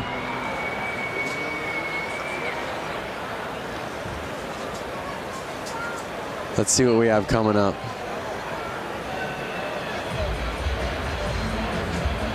Oh! And just with so little weight between these guys' legs, it's like finding that balance. He's gonna feel that on Monday. He's gonna feel that tomorrow. A little bunny hopping across the finish line. The results officially coming in. And it was Andy Pickett, our 4th and final lead change, who was able to take the top spot away from Logan Schwenker. What a race, a crowd pleaser. Let's send it down to Diana, who's with Andy. I'm standing with Dante Scavo, who actually got last place. And you know what? I think he had the entire arena laughing and cheering for you, really. You went down in the corner, you head planted. Thank God for your helmet. Walk us through tonight's race for you. You know, I just wanted to represent all my buddies at C&L Machining and everyone in the Shitbox Scooter Club, man. You know, our shit really runs. All right, well, give it up for Dante Scavo. He had all y'all entertained for tonight. Thank you so much, Dante. Guys, back up to you. Thanks, Diana. Make this your year to ride. Learn from the experts and get 50% off the Harley-Davidson Riding Academy. There's a new rider course. Use the code right now. We're giving you the code. RIDE50. Limited quantity available. The offer ends 3/3. That's March 3rd. That's just 3 weeks away. Less than 3 weeks. h-d.com/learn-to-ride for more info. Get 50% off, Lance. Head over to h-d.com/learn-to-ride. So here we go, the PW50 main. This is where I started out, on a little PW50. Mine was pink, like you saw that first one. Was it really a young Lance? How old of a boy were you? I was 4 years old. Get out of here. And you see that pink model was from like the late 80s, early 90s. And these bikes have not changed for, I would say, 30 plus years. That is just a testament to these bikes. So if you're thinking about getting your kid out there to ride, PW50 is a great bike, and they haven't changed in years, so you can get an old one, get a cheap one, get your kid out there on 2 wheels, and it's really something awesome for the family to do. Yeah, no doubt. There's a look at our field of 11 riders. We don't have ages on these kids, but they've obviously gotten the bug. I'm gonna guess between 4 and 8. Wow. I'm gonna say 4 and 6, actually. That's just amazing that a 4-year-old Lance Corey was out here. And they're off! And it's the 38, Braxton Jacobson. Look at their setups. It's just like the adults. They have the carpet on the boot. They have little mini boots, mini helmets, mini chest protectors. They are kitted. And Braxton says, "Excuse me, field, I came here to do a little racing." Just getting his lap on. And Lance, he is riding at another speed out here tonight. He is riding at another speed. He's looking a little big on the bike, so I'm going to guess he's a little bit older. But once again, he fits that bike. He's out there racing, and he's having a blast. Perfect form. And the checkered flags are out. And was there any doubt? Braxton Jacobson with a wave to the crowd. What a pro here in the PW50s.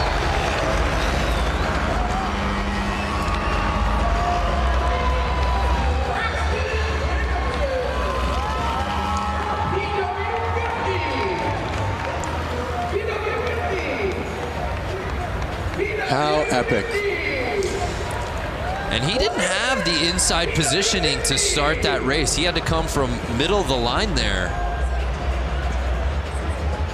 to get that hole shot. He had his eyes on the prize. That's a fact. It's so inspiring to watch this. My daughter's too, and it definitely gets me excited to get her on a little mini motorcycle like that. You don't have yours from when you were racing it for, do you? It's got to be in a garage somewhere. I don't have it, and I regret not having the chance to keep it, but I was 4, so if my parents sold it, they probably sold it to get me a bigger bike. But you know what? Let's try something right now. If you're watching this and you bought that bike 20 years ago, get in touch with us. Just comment. At Lance Corey. Yeah. Just say, hey, I got your bike. You don't even have to sell it back. Oh, you're actually looking for the person. Yeah, with I'm looking for the original bike. Okay. Yeah. I like that. Well, it's been a great night of racing so far, and with plenty of action still to come. Let's take a moment now to get to know a very special family of riders in the Harley community in a series we like to call Beyond the Track. My wife, her name is Liz. Our first date was actually a motorcycle ride. From there, we just knew that we both loved two wheels. We have 2 sons. One's name is Charlie, and the younger one is Oliver. Immediately, those guys both loved motorcycles. Whoa, big wheelie. And they would see Dad riding down the road, or Mom on her Harley riding down the road. It just keeps us energized and excited as a family to get out and just be on 2 wheels together. It was just in their blood immediately. Eventually, we bought the little Harley-Davidson Power Wheels. Had a blast on those, doing donuts and all that sort of thing. From there, it just took off. Flat Out Friday is a non-stop, action-packed show for kids and adults of all ages. So this year, I'm going to be racing in the amateur 450 class. And then the boys are going to be racing as well. Now I get to be part of a pit crew, seeing as how my 4-year-old is racing his little PW50 this year for the first time. As a dad, seeing the kids out there and my wife getting out on her dirt bike, it brings me so much joy. Like, I'm just lucky that, you know, the boys got into it. I found a beautiful wife who loves it too. Now that is amazing, and that's what makes motorcycle racing and Flat Out Friday a truly family affair. You know, it's fitting, being in Harley-Davidson country, that Diana is joined by our next guest. Diana, who do you got for us? I'm standing here with some Harley-Davidson royalty. Bill Davidson, the great-grandson of William A. Davidson. It's an absolute honor to be standing here with you, especially here with the Flat Out Friday, the Mama Tried weekend. Thank you so much for coming. How has your week with Brewtown Throwdown been going so far? It has been outstanding. It's so exciting to be here tonight at Flat Out Friday. All the riders here, all the enthusiasts here, the excitement, you can hear it, you can see it. It's awesome. That's right. Well, you know what? We started our week off at Brewtown Throwdown. Then we head over to the museum, go to the restaurant, all that good stuff. You are the vice president of the Harley-Davidson Museum. If someone has never been there, what can they expect when they go there? Well, the Harley-Davidson Museum is like a treasure chest. It's over 115 years of Harley-Davidson. So you can just imagine the motorcycles, the memorabilia. We've got special products like Elvis Presley's Sportster. We've got a double-engine knucklehead called King Kong. Peter Fonda's Easy Rider motorcycle. It's an amazing place to come and visit and experience what Harley-Davidson has created over this 115-year time span. It's outstanding. It really is outstanding. I hung out at the museum during the 115th anniversary. I was busy nonetheless. I didn't even have to leave the museum because if I wanted lunch or dinner, I could just head over to Motor. There's so much more to do at the museum than see the museum. Absolutely. There's a great restaurant called Motor. There's a bar called the Can Room. We've got so many events that take place. We do bike nights there. And this summer, starting June 15th, we have a special exhibit that's called the Daredevil exhibit, which is going to be unbelievable. Some of the things that we're bringing in, like Evel Knievel's XR750. We have a motorcycle that's rocket powered with helicopter blades, and it was designed to jump Niagara Falls. It's so amazing. If you guys haven't been to the museum, I mean, they go above and beyond there, and you guys won't want to miss the Daredevil exhibit. It's going to be coming around June 15th. June 15th. And you guys can't miss it. And is there anything else that when people are watching, what do they need to know about the Daredevil in the Harley-Davidson Museum? Well, you can't miss it. It's going to be spectacular. Some of the things we're gathering up actually from around the world, representing daredevils through the years, whether it's been on horses or bicycles or motorcycles or cars. It's going to be at the Harley-Davidson Museum this summer. Well, do not miss it. June 15th, Daredevil. Bill Davidson, such an honor to be standing next to you, and thank you so much for all your family's history and lineage. Thank you. Brando, Lance, I'm going to send it back up to you guys. I bet you're jealous right now. We are peanut butter and jealous is what we are. And the Harley-Davidson Museum is worth the trip to Milwaukee alone. Whether you own a Harley-Davidson, whether you rode motorcycles or not, it is an institution. We love going there. I love the Harley-Davidson Museum. I love the food that they have there. I love the memorabilia that you can buy. Well, tonight's broadcast is brought to you by the all-new electric Livewire. Plug into a new kind of thrill. Discover more at h-d.com/livewire. And by Eagle Rider Rentals and Tours. With more than 150 locations in the United States, rent your dream bike for a road trip across town or across the country.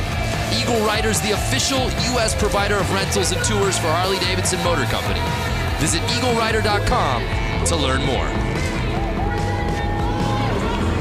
Well, the show moves on here at Flat Out Friday as we move on to our next class. It's time for the Women's Hooligan main race. Let's head back down to Johnny for a little report from the course. Johnny, how you been, man? You know, just down here watching the action. You know, we got a full class of women hooligan bikes this afternoon. And to me, you know, if you look at these women, there's not many over 5'10". I'm 6 foot, and these things are 500-pound motorcycles. And even me riding them around on the street, I get, you know, intimidated. So these girls are jumping out here, and they're going to put on a show. You know, the racing's going to be really good. Throwing these bikes around like, you know, like they're mini bikes, making some good passes. I'm excited for this. Yeah, we are too. Well said. What a sharp lineup of motorcycles, Lance. Yeah, I'm looking at the start list right now and looking at the women out there. I see a name that's familiar, Kaylin Thorian. She is a professional skier. Right. Who loves to ride Harley-Davidsons. Clearly. The bike she's on is not even her bike. She flew here, asked to borrow one of the hooligan racers' bikes, so she's out on there on someone else's bike. She loves racing so much, she loves motorcycles so much that she found herself out here, sans bike, and just said, I'll figure it out. Yep, and she's right there, the number 46. You could see her about five women in. Four women in. Keep an eye on her. Also in this lineup, Hannah Lang, who went down on the final lap in her previous race. 2 down so far. Never a good thing to see on the first lap. They're running a red flag. Usually means pull over. Let's get this cleaned up. Everyone, let's restart this race. Yeah, that's a tough start. It's never a good thing to see people go down on the first corner. And we've been saying it, though. You get your laps in early, and then it's just so much of sit around and wait, and you finally get to that point. And it's such a buzzkill right out of the gate to go down. Oh, The man. adrenaline. Ooh. I'm worried. Was that Kaylin? I think that was Kaylin. Was Yeah, that the was 46 Kaylin who I was talking about. Yeah. And you also see... And look at her. Look at how tough she is. She's not scared. She wants to get back out there, but they need to get the bike straightened up. Right. She is tough. Kaylin Thorian, and she's trying to get back out there. Looks like she's going back out. Awesome. Love to see that. What did I tell you? Keep an eye on her. Again, what a story, traveling out here to Milwaukee without a bike. She just crashed somebody else's bike. Just crashed somebody else's bike who might be racing later tonight. We don't know. That's one of the Suicide Machine Co. bikes. I'm not sure if they made it in the main or not. But you got to be a pretty nice person to, you know, let somebody go out there and race your bike. Again, they're just doing this for fun. Nothing serious. They literally are like, oh, you want to race my bike? Yeah, go race it. And then she just kind of comes like, sorry. I'm sure they're going to go up to her and go, wow, we're so stoked you got back out there. Look at her. Something's up with her shoulder, but she's back out there. Everyone's kind of cheering her on. She's ready to go. Her adrenaline is just pumping. You know she's gonna be sore. So we'll set it off. Take two. And really, that underscores the fact that Hannah Lang, much like her previous race, got off to a fantastic start, and she does just that again, grabbing hole shot.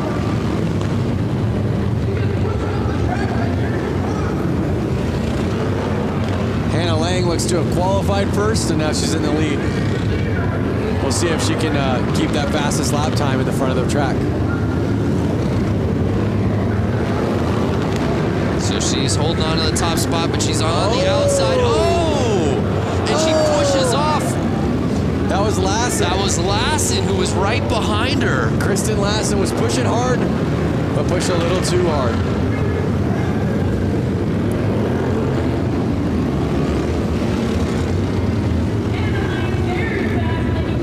And now you're starting to see Lang lap. Orloff sitting behind her. But I don't know, it's still early, Lance, who's going to catch Hannah Lang?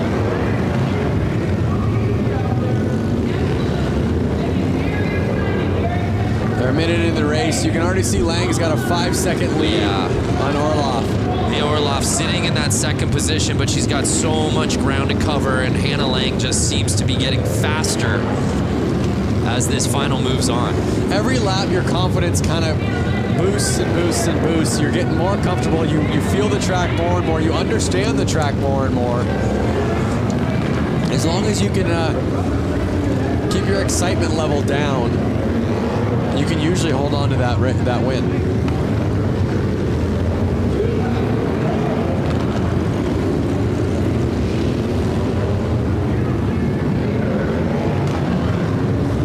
Two laps to go, Hannah Lang.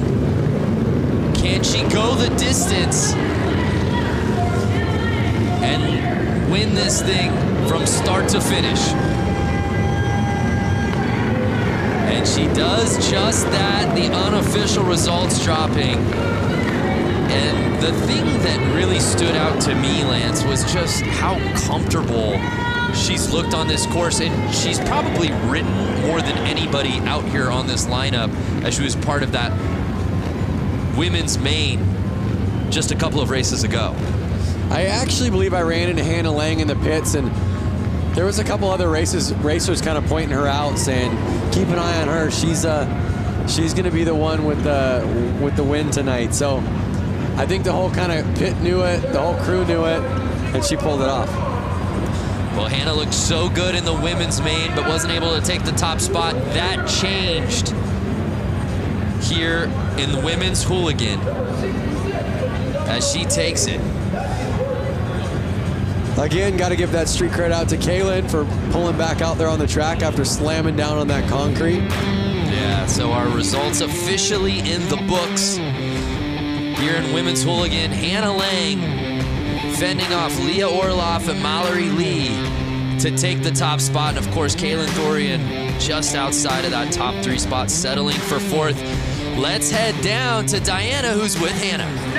Standing next to the winner of not only this race here at Flat Out Friday, but at the 115th anniversary, she also won the Flat Out race. She's built this bike. Not only this, she dominates on the course. Hannah Lang, what makes you so superior to other women on the course?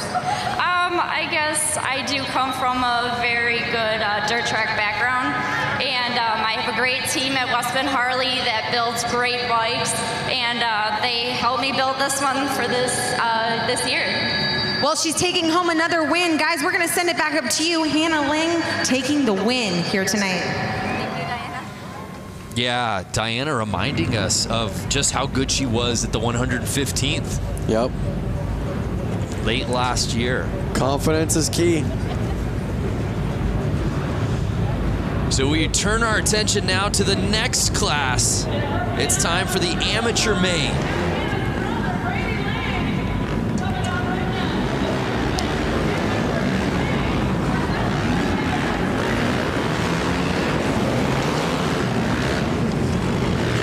So the open amateur main featuring 12 riders.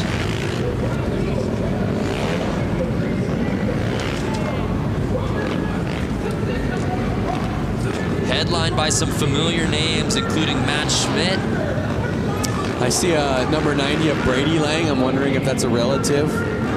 Oh yeah, of Hannah, possibly. A family of racers. Our boy Brewski, back in the mix. Ezra Brewski. I saw Cody Funk earlier racing. See him out there again.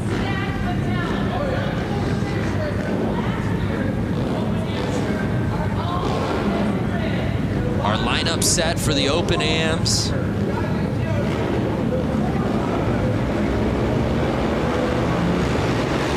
Chaz Maimon Jr. on the inside. Can he grab the lead early? He does just that. Hugging the inside so he doesn't get past, staying on the gas.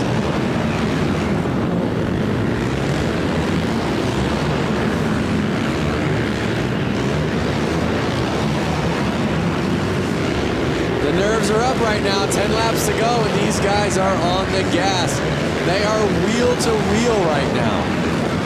Lang is on Chaz Maimon's heels. Can he catch him? And you see him, Lance, trying to get that inside, but Maimon not giving him any room. They are not letting off. They want to pass. It's such a tight track. It's so hard to pass, but we've seen it happen. It might happen. 6 laps to go. Look at how fast this race is going. And Maimon just continues to be relentless with holding on the inside. Lang's doing everything he can to push through.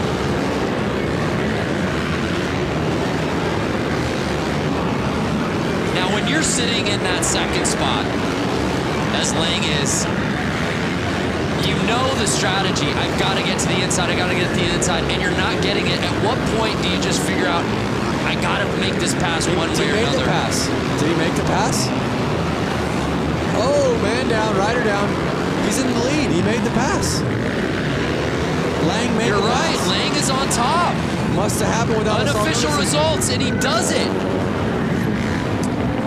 Was that the final lap that he did it? I think those results are a little off. I believe Lang pulled it. Lang is on the 90 plate. Yep. And so he sure looks like he did. Lang wins the women's class. Lang wins the open amateur class. So what you're saying is when you register for these races, you should write last name Lang. What I'm saying is the Langs trained together. The Lang train. Yep. And they knew exactly what to do. There's the pass right there. Whoa. We said it. All race long, Lang was just looking for that opening. Do not give him the slightest daylight because he was going to take advantage of it. Flagger, almost down for the count.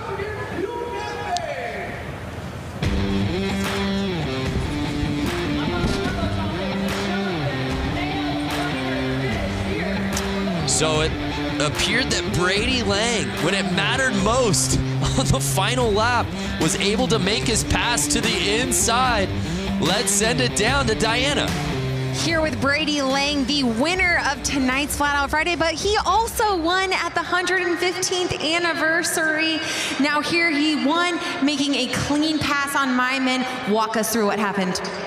Well, he was leading, I was working on him, and he screwed up, and I took advantage of it. Taking advantage of it. And I know for those of you watching on Facebook Live right now, you can't hear the crowd, but you know what? That one got him good. Is there anyone that you would like to thank and also congratulate your sister, both of you guys winning here tonight?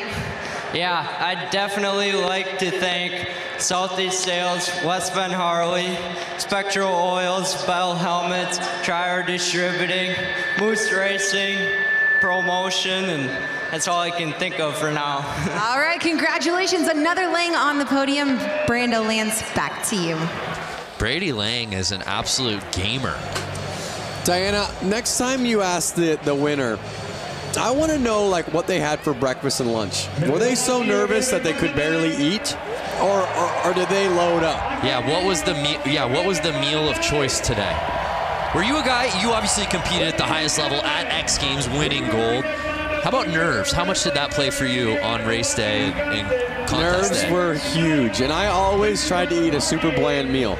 I would eat rice, chicken, something that I knew wasn't going to mess my stomach up. I'm sorry, Lance. We'll have to continue this thought in just a second. I'm not quite sure what's happening here. In Milwaukee, hanging out, having a great time. I brought some of my guys with us. We're having a great time watching the riders in the back, watching the races, doing a great thing. We want to thank everybody for coming out tonight.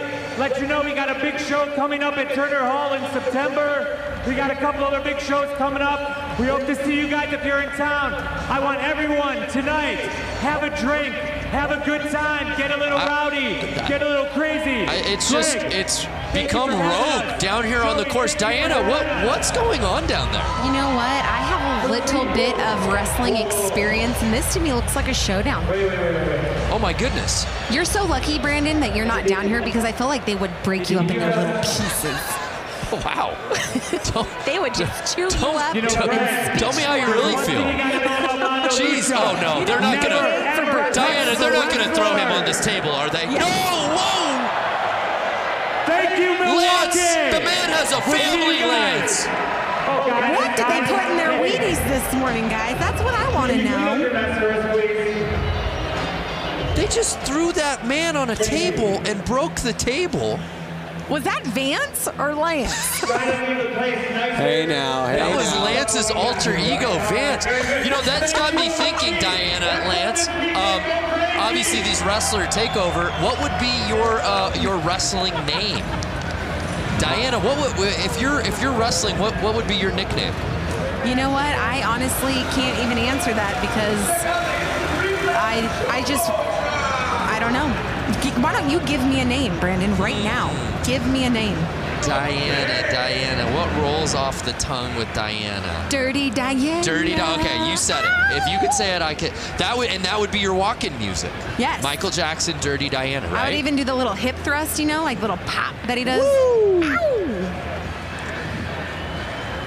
Lance is quiet. Look, you can't even get a word out. He's just. I was the one that went. Ooh.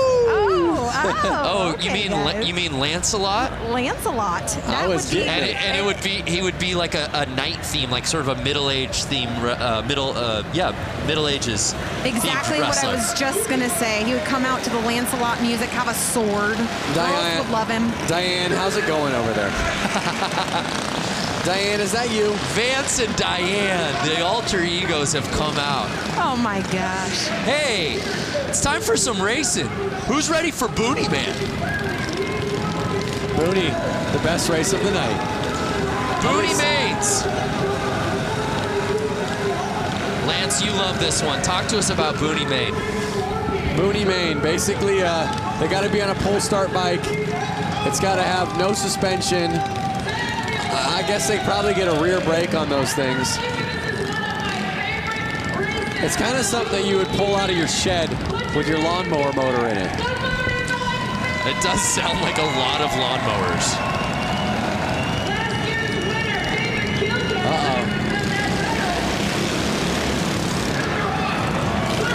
Oh, J.J. Flaherty out in the lead with his white leathers.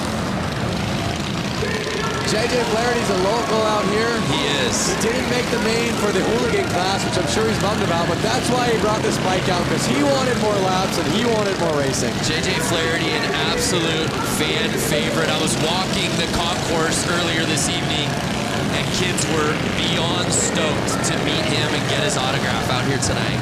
A lot of JJ fans here at Panther Arena. You see David Kilkenny right behind him. I've seen both of these bikes racing right at the peak for the last 4 or 5 years here. Can Kilkenny catch him? It looks like he was making the pass, but Flaherty, oh, I think he did, Lance. I think this win, both Kilkenny. Notice the lines they're taking. That is what's making who's gonna pass. They're going outside in, passing the guy in jeans. One of the guys just needs to take the other one out. Just clean, take him out, push him over. This is the battle we've been waiting for, Kilkenny. Over the jump, the only time I've seen it used. Kilkenny versus Flaherty in the booty main. Can Flaherty get the lead back? Take him out, Flaherty, take him out. I wish I had an earpiece right now into Flaherty's ear. Take him out, take him out. Sweep the leg, JJ. And Kilkenny will just not let up. Final lap time. Can Flaherty regain the lead? I don't think so. Take him out, go, go. And Kilkenny wheeling his way into first place. That was a fun one. And look at that. They're both hyped. Pumping each other up. It's all good fun and games. I mean, this race tonight, all these races is almost like no different than meeting your friend at the park for a Friday evening basketball game. It's more just about getting out there and having fun. That they did. Oh, rubbing is racing. The Booney main. Be nice if we got a little Gucci main maybe playing in arena during that race. For the Booney main? For the Booney main. Killing me. You're killing me. How about Flaherty looked unstoppable in that thing? But it was David Kilkenny who grabbed that lead and wouldn't let go. David Kilkenny winning Booney main. Let's head down to Diana, who's with David. David Kilkenny dominating out here. David, you were working in and out with JJ Flaherty. Walk us through why you're so dominant over him. I don't know. I think we just ride together a lot, and I don't know. We both like to have fun on these silly little bikes. Well, why didn't you just punt him off in the corner? I don't know. I mean, I was just playing with JJ. We just kind of play back and forth, and whoever wins, wins. Well, congratulations. No stranger here to the podium. David Kilkenny taking the win here for the Booney bike. Whoever wins, wins. Isn't that the spirit of Flat Out Friday? I mean, that's the slogan right there. You're winning if you're out there. Whoever wins, wins. Shrug the shoulders. Exactly.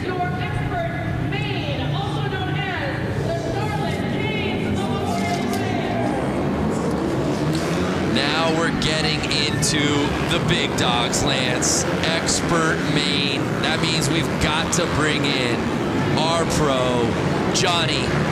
Break down this category for us, these riders, these bikes. So, you know, these guys are on 450s. They're used to racing on bigger tracks. You know, the spectators are about the same, so the nerves aren't so much. It's just a tight track that's really going to amp these guys up. You know, all day long they've been watching the track, you know, really seeing if the track is changing. Because these guys, unlike those guys, you know, just said on the boonies, hey, whoever wins, wins. It's not these guys. They're wanting to take home this win. Even though they're not the big show here tonight, because the hooligans kind of take over, these guys want to win. They have bragging rights because this is all season for them, and they want to go into the season saying, hey, I won Flat Out Friday. I bumped the guy out of the way. You know, it's going to get aggressive. These guys are going to put on a good show. You know, and it's going to be a quick race. It's going to show some cool racecraft out of these guys on this racetrack.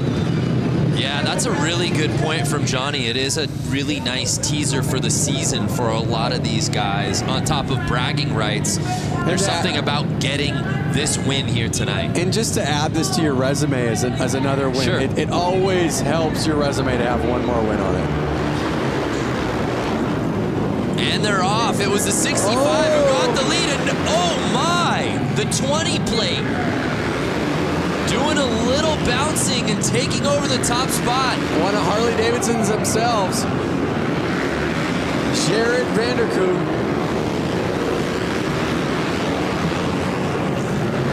You see him. They're already getting into lap traffic. This is going to get gnarly. This is absolute mayhem here in the expert main. These bikes are never standing up at a 45 degree to the ground. They are actually at a 90 degree to the ground. They're at a 45 the whole time. I know you can't see it because there's not a camera. Lance literally pulled out a protractor out of his pocket and started putting the degrees to make sure he said it right. They are never getting they're staying at a 45 degree. They're never getting even to a 90 degree to the ground. So Vanderkooi in first place. Oh, a little tap. Like, get out of my way. As he's making the this. laps. Bronson Bowman behind him. Corey Texter sitting in third. And I don't know if Johnny's mic is open. Johnny, can you hear us down there? Hear you loud and clear, man. Yeah, talk to us so far. We're early in this race, man, but the level of Too racing. loud for me. I can't hear you guys. Oh, man. I really want to hear from Johnny on what's happening right now. That's how loud it is down there. Yeah. They are on the gas. Oh, he's down. He's down. And Vanderkooi going down, our current leader, no! Which creates an opening for Bowman. 22 laps left, though. Still plenty of time. The longest race we've seen tonight, but this may go by the quickest because of how fast they are going.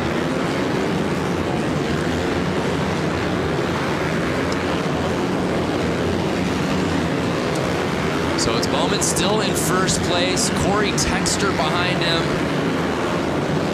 And you know who I don't see any side of, at least at the top, is the 69 plate, Sammy Halpert. Notice how fast these guys are changing positions right now.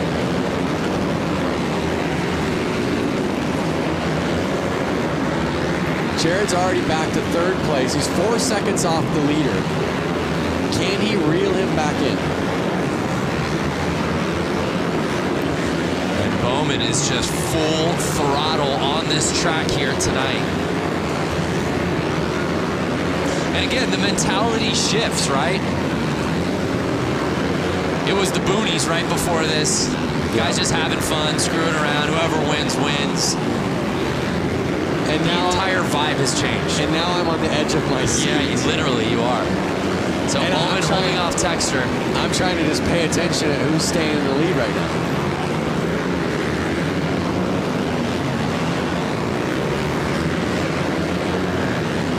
So Texter just over a second off. It's really a two-man race. Final 9 laps to go right now. Spotlight is staying on Bowman. But again, credit to Vanderkooi for getting all the way back in. Now he's sitting in third. 8 laps to go. 7 laps to go. You're right, though. In the blink of an eye, we went 25 down to 6 laps. Yep. That 1/16th track will do that to you.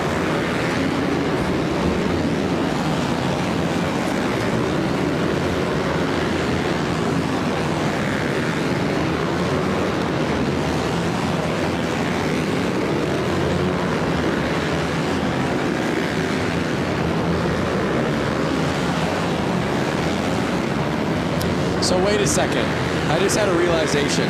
1/16 track, right? Yes, sir. So if they're riding 25 laps, they're riding right about 1.5 miles. Crazy. In 4 minutes. Just think about how fast that is. That gives you a perception idea of when you go run a mile on your feet. They're riding about 1.5 miles in 4 minutes. 4 minutes and 37 seconds. I was told there would be no math. And with that, expert main in the books. And it was Bauman who was able to hold off Corey Texter and the rest of this field. And as Johnny said, bragging rights heading into the season. Johnny, can you hear us? Now let's calm down a little bit. That was some talk to intense us, racing there. Talk to us about what went down. Sorry, I lost it there. Now I can hear you again. Yeah, Johnny, just your analysis of that race. As you said, early season bragging rights on the line. Yeah, you know, it was definitely a bar bag, and, you know, Vanderkoy just lost it there, spun out, leading the race, and then, you know, with Texter catching him, I don't know if you guys really caught on to that, but it came down close. I think, you know, if they would have had a little bit more laps, you know, that happened really fast. Our races are a little longer time, not laps, but time. Right. You know, these guys had enough energy to keep going, but it was, you know, it just ran out of time. But that was a good race. You know, you have to put up to these guys. Like, you know, they fall, but they're doing 7 seconds around this track. I don't know if you guys realize that, but it was 7 seconds of lap time with these guys. So they're traveling a lot of distance pretty quick in this little arena. The results are in, and it was Bronson taking the top spot. Jared Vanderkoy was leading early, but unfortunately going down. Still a top 3 finish, but wasn't able to win the thing outright. Let's head down to Diana, who's with our winner. Your 2-time winner, Bronson Bauman. Congratulations, capitalizing off of Vanderkoy's mistake and brought home the win. Yeah, definitely. I hate to see my best friend go down like that while leading the race. I would have been pumped with the 1 and 2, but you know, luck has it. Last year I crashed during the main event and picked it back up and got the win. So to get the win again here tonight, 2 years in a row, is awesome. Well, keeping it rubber side down with a clean line brings you on the win. Congratulations, 2nd win in a row for Flat Out Friday, Bronson Bauman. Congratulations to Bronson. That was some racing, no doubt about it.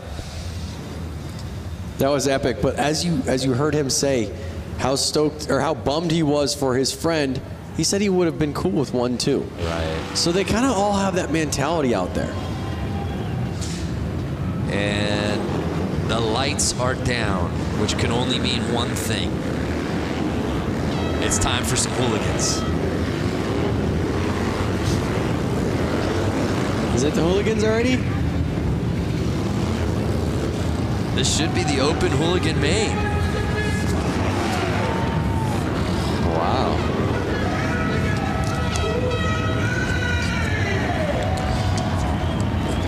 The night is going by so fast. Crazy. I'm like, we're already to the hooligan main? Really the foundation of Flat Out Friday. The spirit of this night of racing is really headlined by this class, Lance. A group of guys that really got this going from Southern California that made it kind of known in the social media world and showed the fun about it and showed that you don't need to take it too seriously. You can have fun. You can build these bikes in your garage. You can work all week. You can go out with your buddies and you can go race. And it's really caught on nationwide and I'm sure worldwide. And it's just so cool to see this class have 100 people sign up for it today. Unreal. So a lot of familiar names in this starting list, and they're off.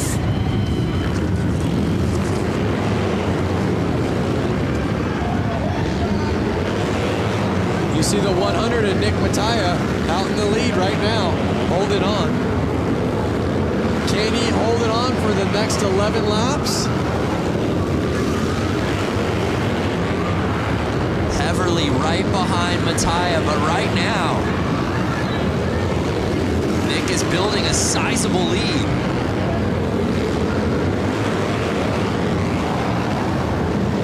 And now Mishler passing Heverly, for right behind Mattia. Can Danny Mishler bring it and try to find an opening?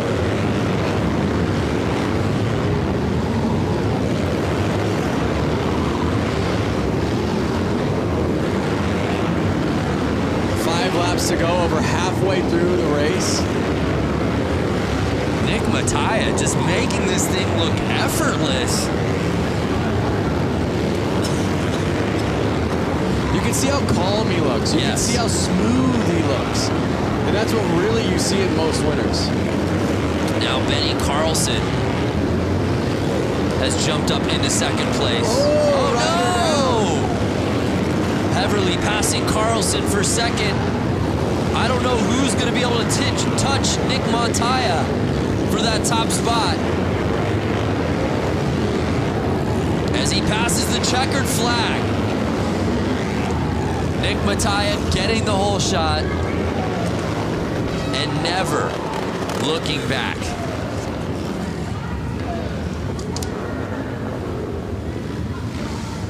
Heverly taking second and Mishler rounding out our top three.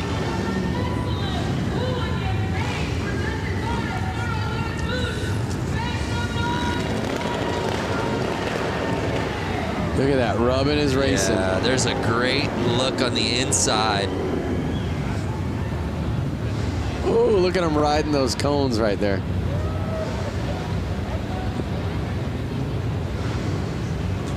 But Nick Mattia. Is this the crash? Look at that. Yeah. See what it is? The side of the motorcycle touches the ground, which lifts the rear wheel off the ground, losing all traction. Bike goes sliding. So Nick Mattia taking the win, heavily contested though. It was really a battle for second place between Carlson, Mishler, and eventually Heverly, who ends up taking that spot. But it was Nick Mattia winning the Hooligan Main. Let's head down to Diana, who's with Nick. Standing with the winner, Nick Mattia, congratulations, taking the whole shot and running a clean, solid race to the finish. Yeah, thanks to my dad and everybody that helps me so much. I got a rocket start and was able to get out front and just kind of put in some consistent laps. You were just telling me that you pretty much came here and reclaimed the Mattia name. I'm not going to say that there's a ton of weight on my shoulders, but I felt like I needed to do something after my brother's crash last year, riding Charlotte's bike with 2 laps to go. And I'm happy to bring home the win, especially for him. He just had knee constructive surgery, and he couldn't be here today, but this win is for him because I know he wants to be here. Well, a huge win. Congratulations to Nick Mattia and the entire Mattia family.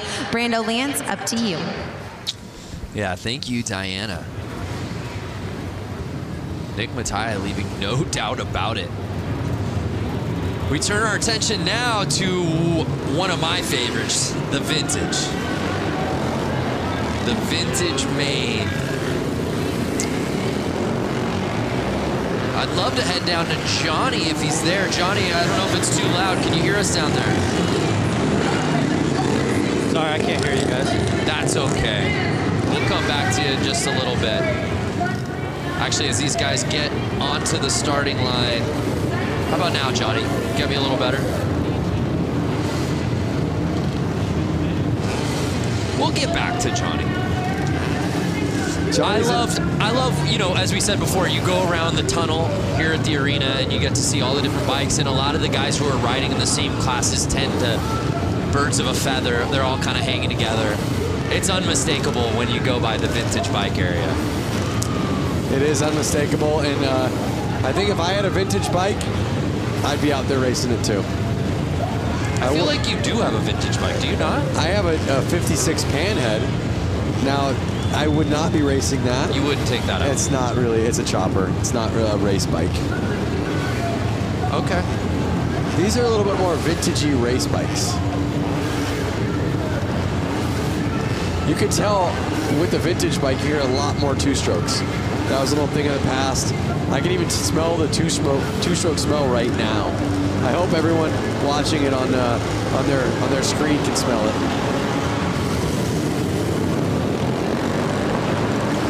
And they're off. The 37 plate getting the hole shot. That's Moldenhauer.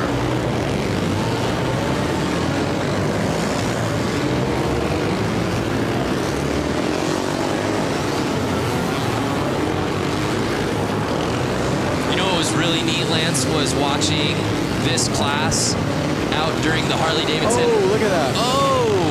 Couple bikes down. I'm not sure if they've broken down on them. They're just not able to finish the race because of how old the bikes are. To finish that thought, the Harley-Davidson 115th anniversary races when we did the beach race. Yep. And seeing a lot of these vintage bikes out racing on the sand. That was incredible. So Moldenhauer really just kind of weekend cruising right now to the lead. Yeah, it doesn't look like anybody. Oh! Doesn't look like anybody's pushing too hard. I think those vintage bikes might be dropping some oil on the track, which is making all these riders go down.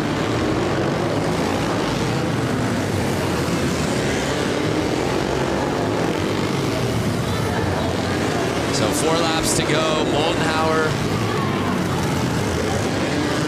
with an easy lead. Girono behind him. He's kind of right on him. It's not an easy lead. Yeah, Girono making it interesting now. He's catching the 0 plate. He's right there. It's a little confusing because you see the 22 on his back and the 0 on his bike, so it was a minute to figure out who it was, but he held on. Yeah, Moldenhauer, you're right. It was just tough because he had built such a lead. You just felt like he was lapping everyone in the field. Yep. But he's able to hold on, and he gets the win.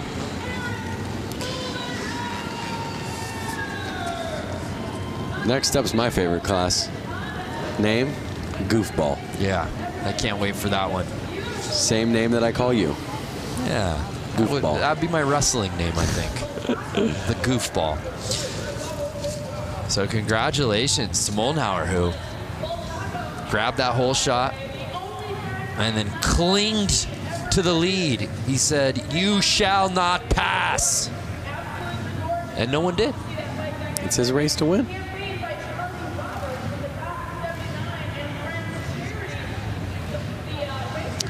So the final results officially in. Let's take one more look at the standings from the Vintage Main. It was Eric Moldenhauer. Tony Girono, though, made it interesting. You look at those times, a lot closer than I guess I was giving Tony credit for throughout that race. But let's head down to Diana, who's with Eric. Standing with the winner, Eric Moldenhauer. Now, Eric and I were just talking, and this is a pretty special moment for him because he came to Flat Out Friday about 6 years ago, the first ever Flat Out Friday, and it motivated you to come out here and race. Talk to us about it. Well, the first time I watched this, I was sitting right over there, and I thought, I can do that. So here I am. That's a pretty special story, and you're sending the message to anyone in the stands tonight. Any of you guys watching through the world on Facebook Live right now, you too can come here and you can win a race. Motivated, how was that race for you? It was the best race I've ever had, so that was amazing. All right, well, congratulations taking the win in the vintage class, Eric Moldenhauer. Thank you, Diana. Tonight's broadcast is brought to you by Screamin' Eagle Performance, engineered for specific torque and horsepower gains. Eliminate the guesswork. Go to screamin'eagle.com. And by Harley-Davidson Riding Academy. Learn to ride from the experts and build your skills on 2 wheels in just a few days. Look for a class near you at h-d.com/learn to ride. I love the Harley-Davidson Riding Academy. You could literally find this in any city in the country. Oh my goodness. We've got a chicken on the course. When you see it, you know it's time for the goofball main. If that bike in particular looks familiar, it should. I believe that's the cop bike that won this class last year. And was a pizza bike at one year. Yeah. That team comes out pretty strong every year with a pretty rad build. So for the uninitiated, this is our final class of the evening, the goofball main. Costumes on the riders, bikes dressed accordingly. I believe I see a Devo member out there. What would you call that with the red cap on him? Yeah, that's Devo. What's Devo? You don't know Devo? No. Please explain to me and the viewers that don't know. Do do do do do. You know the band that sings that song? Yeah. Whip It Good? Yeah. Yeah. That's what they wore. That's the costume. Oh, okay. Yeah. I didn't know that. Oh, did you think that was like such a nuanced thing that only I knew? I have no idea. I see a gorilla out there. I see two gorillas. Okay, well, yeah, I see. Was that it looked like Animal from the Muppets. That guy's like in like a Elton John Vegas show, and then the farmer on the chicken. And how about the back line? I feel like I see an abominable snowman. And they're off. Whoa! Oh! And it's the boa. The Vegas boa. Yeah, baby. Zastro. Look at him popping wheelies every lap. He thinks he's got it. Well, he's got 14 laps to go, so he better keep it safe. Dude, I'm getting a very 70s Elton John look to Zastro, who's in our lead.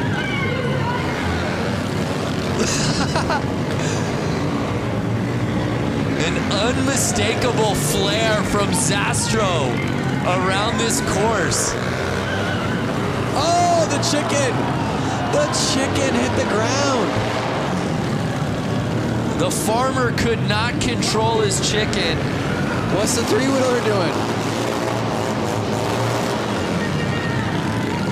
Chicken's down. Elvis is running it. Who's going to catch the boas? As he's making his laps. Nine laps to go. I'm kind of hoping he makes somewhat of a mistake so somebody catches up to him. I just hope that he does win it so we can ask Diana during the winner's interview what exactly he's going for on this look. I want that lawnmower. Hey, Diana, can you hear us? I can hear you. I think what I am going to be asking him is just, was Elton his inspiration? I think he's going to say yes. But you know what? I really do have to give a shout out to the guy who's in the red jumpsuit, the number 77, John Dunbar. He actually works for Harley-Davidson, and he has this little boonie bike that he basically contrapted together. It almost looks like it has a sidecar. But guys, that's actually the engine. Oh, so no way! Both of his hand grips are his throttle, and I just got to give a shout out because he's one of my bosses at Harley-Davidson. So hey, pal, good job out there. Hey, pander when you can, Diana. No shame in the game. Oh, I did not realize that's actually not a sidecar, but the motor itself. That's amazing. I think he legit has two motors on it. Two engines on it, I should say. Bike's off to the side. Everyone's being goofballs. And I saw the laps checkered to go. out. Did the checkered come out? The checkered came out. I don't know if there's confusion out on the course. I think they're just trying to get him off the track. Get your goofballs off the track. So Zastro. Uh-oh. Joe is freaking at Goodland. He's letting it go. The farmer. Hey, if you can't burn out in the goofball class, when can you, Lance? He's trying to shut his bike off. Stop, stop. And you see the police lights shining through the kit. What came first, the chicken or the hen? I think the chicken. And they're not getting off the track. No, they're not. Can you blame them? I want to see a wheelie for an entire lap. It can happen. It can happen. So that was awesome. Let's relive that first lap. Look at that save, though. And let's not forget, he He being the farmer and the chicken, the farmer in the Dell, won this race last year as a police officer. But it was Zastro in what I believe to be 70s Elton John garb taking the win.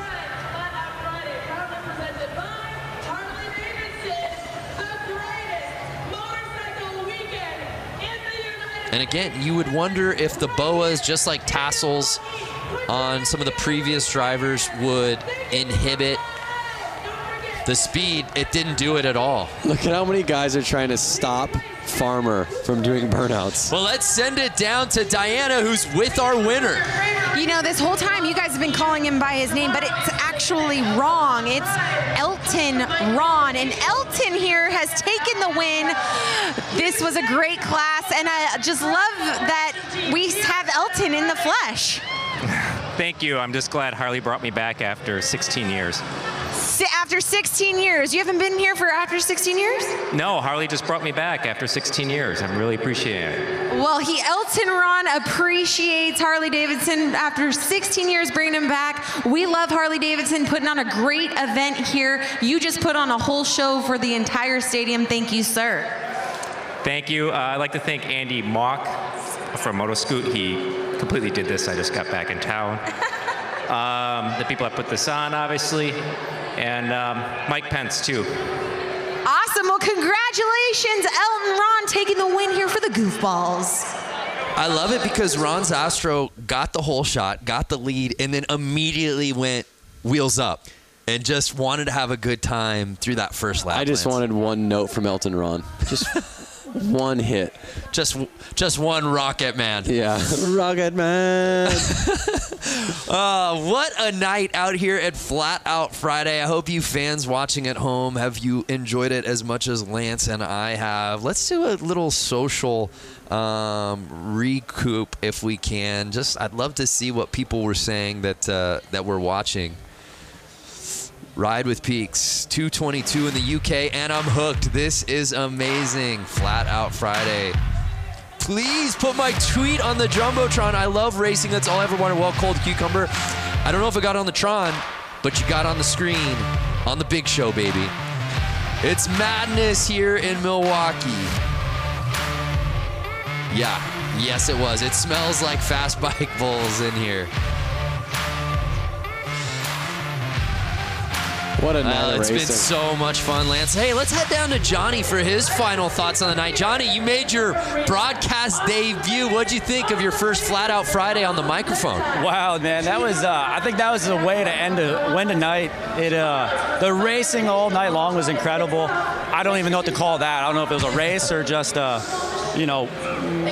it definitely fits the Flat Out Friday motto, And then this isn't even the end of the weekend, All these guys here tonight watching and hanging out. There's still bike shows and all this other stuff going on. So, man, for this event, come here to see the racing, let alone like having pros and the hooligans, having 100 hooligans split in between 3 classes. Now this event is just taking that racing to a whole different level in the wintertime when it's 10 degrees outside. This was an amazing event. Yeah, it didn't feel like 10 degrees inside. Thank you, Johnny. How about Diana Dahlgren, your final thoughts? What's your takeaway from Flat Out Friday 2019? You know what? Flat Out Friday 2019 was epic. And not only that, the whole week and the weekend continues after this. Lance and I, we got to do this amazing bike build-off. We went head-to-head for Brewtown Throwdown. And you guys, the fans, are going to be able to vote come Sunday. Social channels are going to be lit up with our 2 Harleys that we got to build here in Milwaukee this week. You guys are going to have to vote for Team Super Bob. No Vance, you're not going to win with Team Quick and Sleazy Easy Cheesy. Okay, guys, great weekend, and of course, having a blast with you and Harley-Davidson. So grateful for everything they've put on through the entire week. Thank you, Diana. Look at that, a shot across the bow to you. Go Quick and Easy. Vote for the red bike. Quick and Easy. Let's win, baby. So Lance, Corey, it was an amazing night. So many different classes. What stood out to you here on Flat Out Friday? I mean, being a dad myself, what stood out to me was honestly seeing the kids on the bicycles and seeing the kids on the PW50s. And again, they got to race and ride on the same track some of the leading class pros are racing on tonight. What an evening. So much good stuff. Our thanks to our friends at Harley-Davidson. For Diana Dahlgren, Johnny Lewis, Lance Corey, I'm Brandon Graham saying thank you so much for watching Flat Out Friday here from Milwaukee, Wisconsin.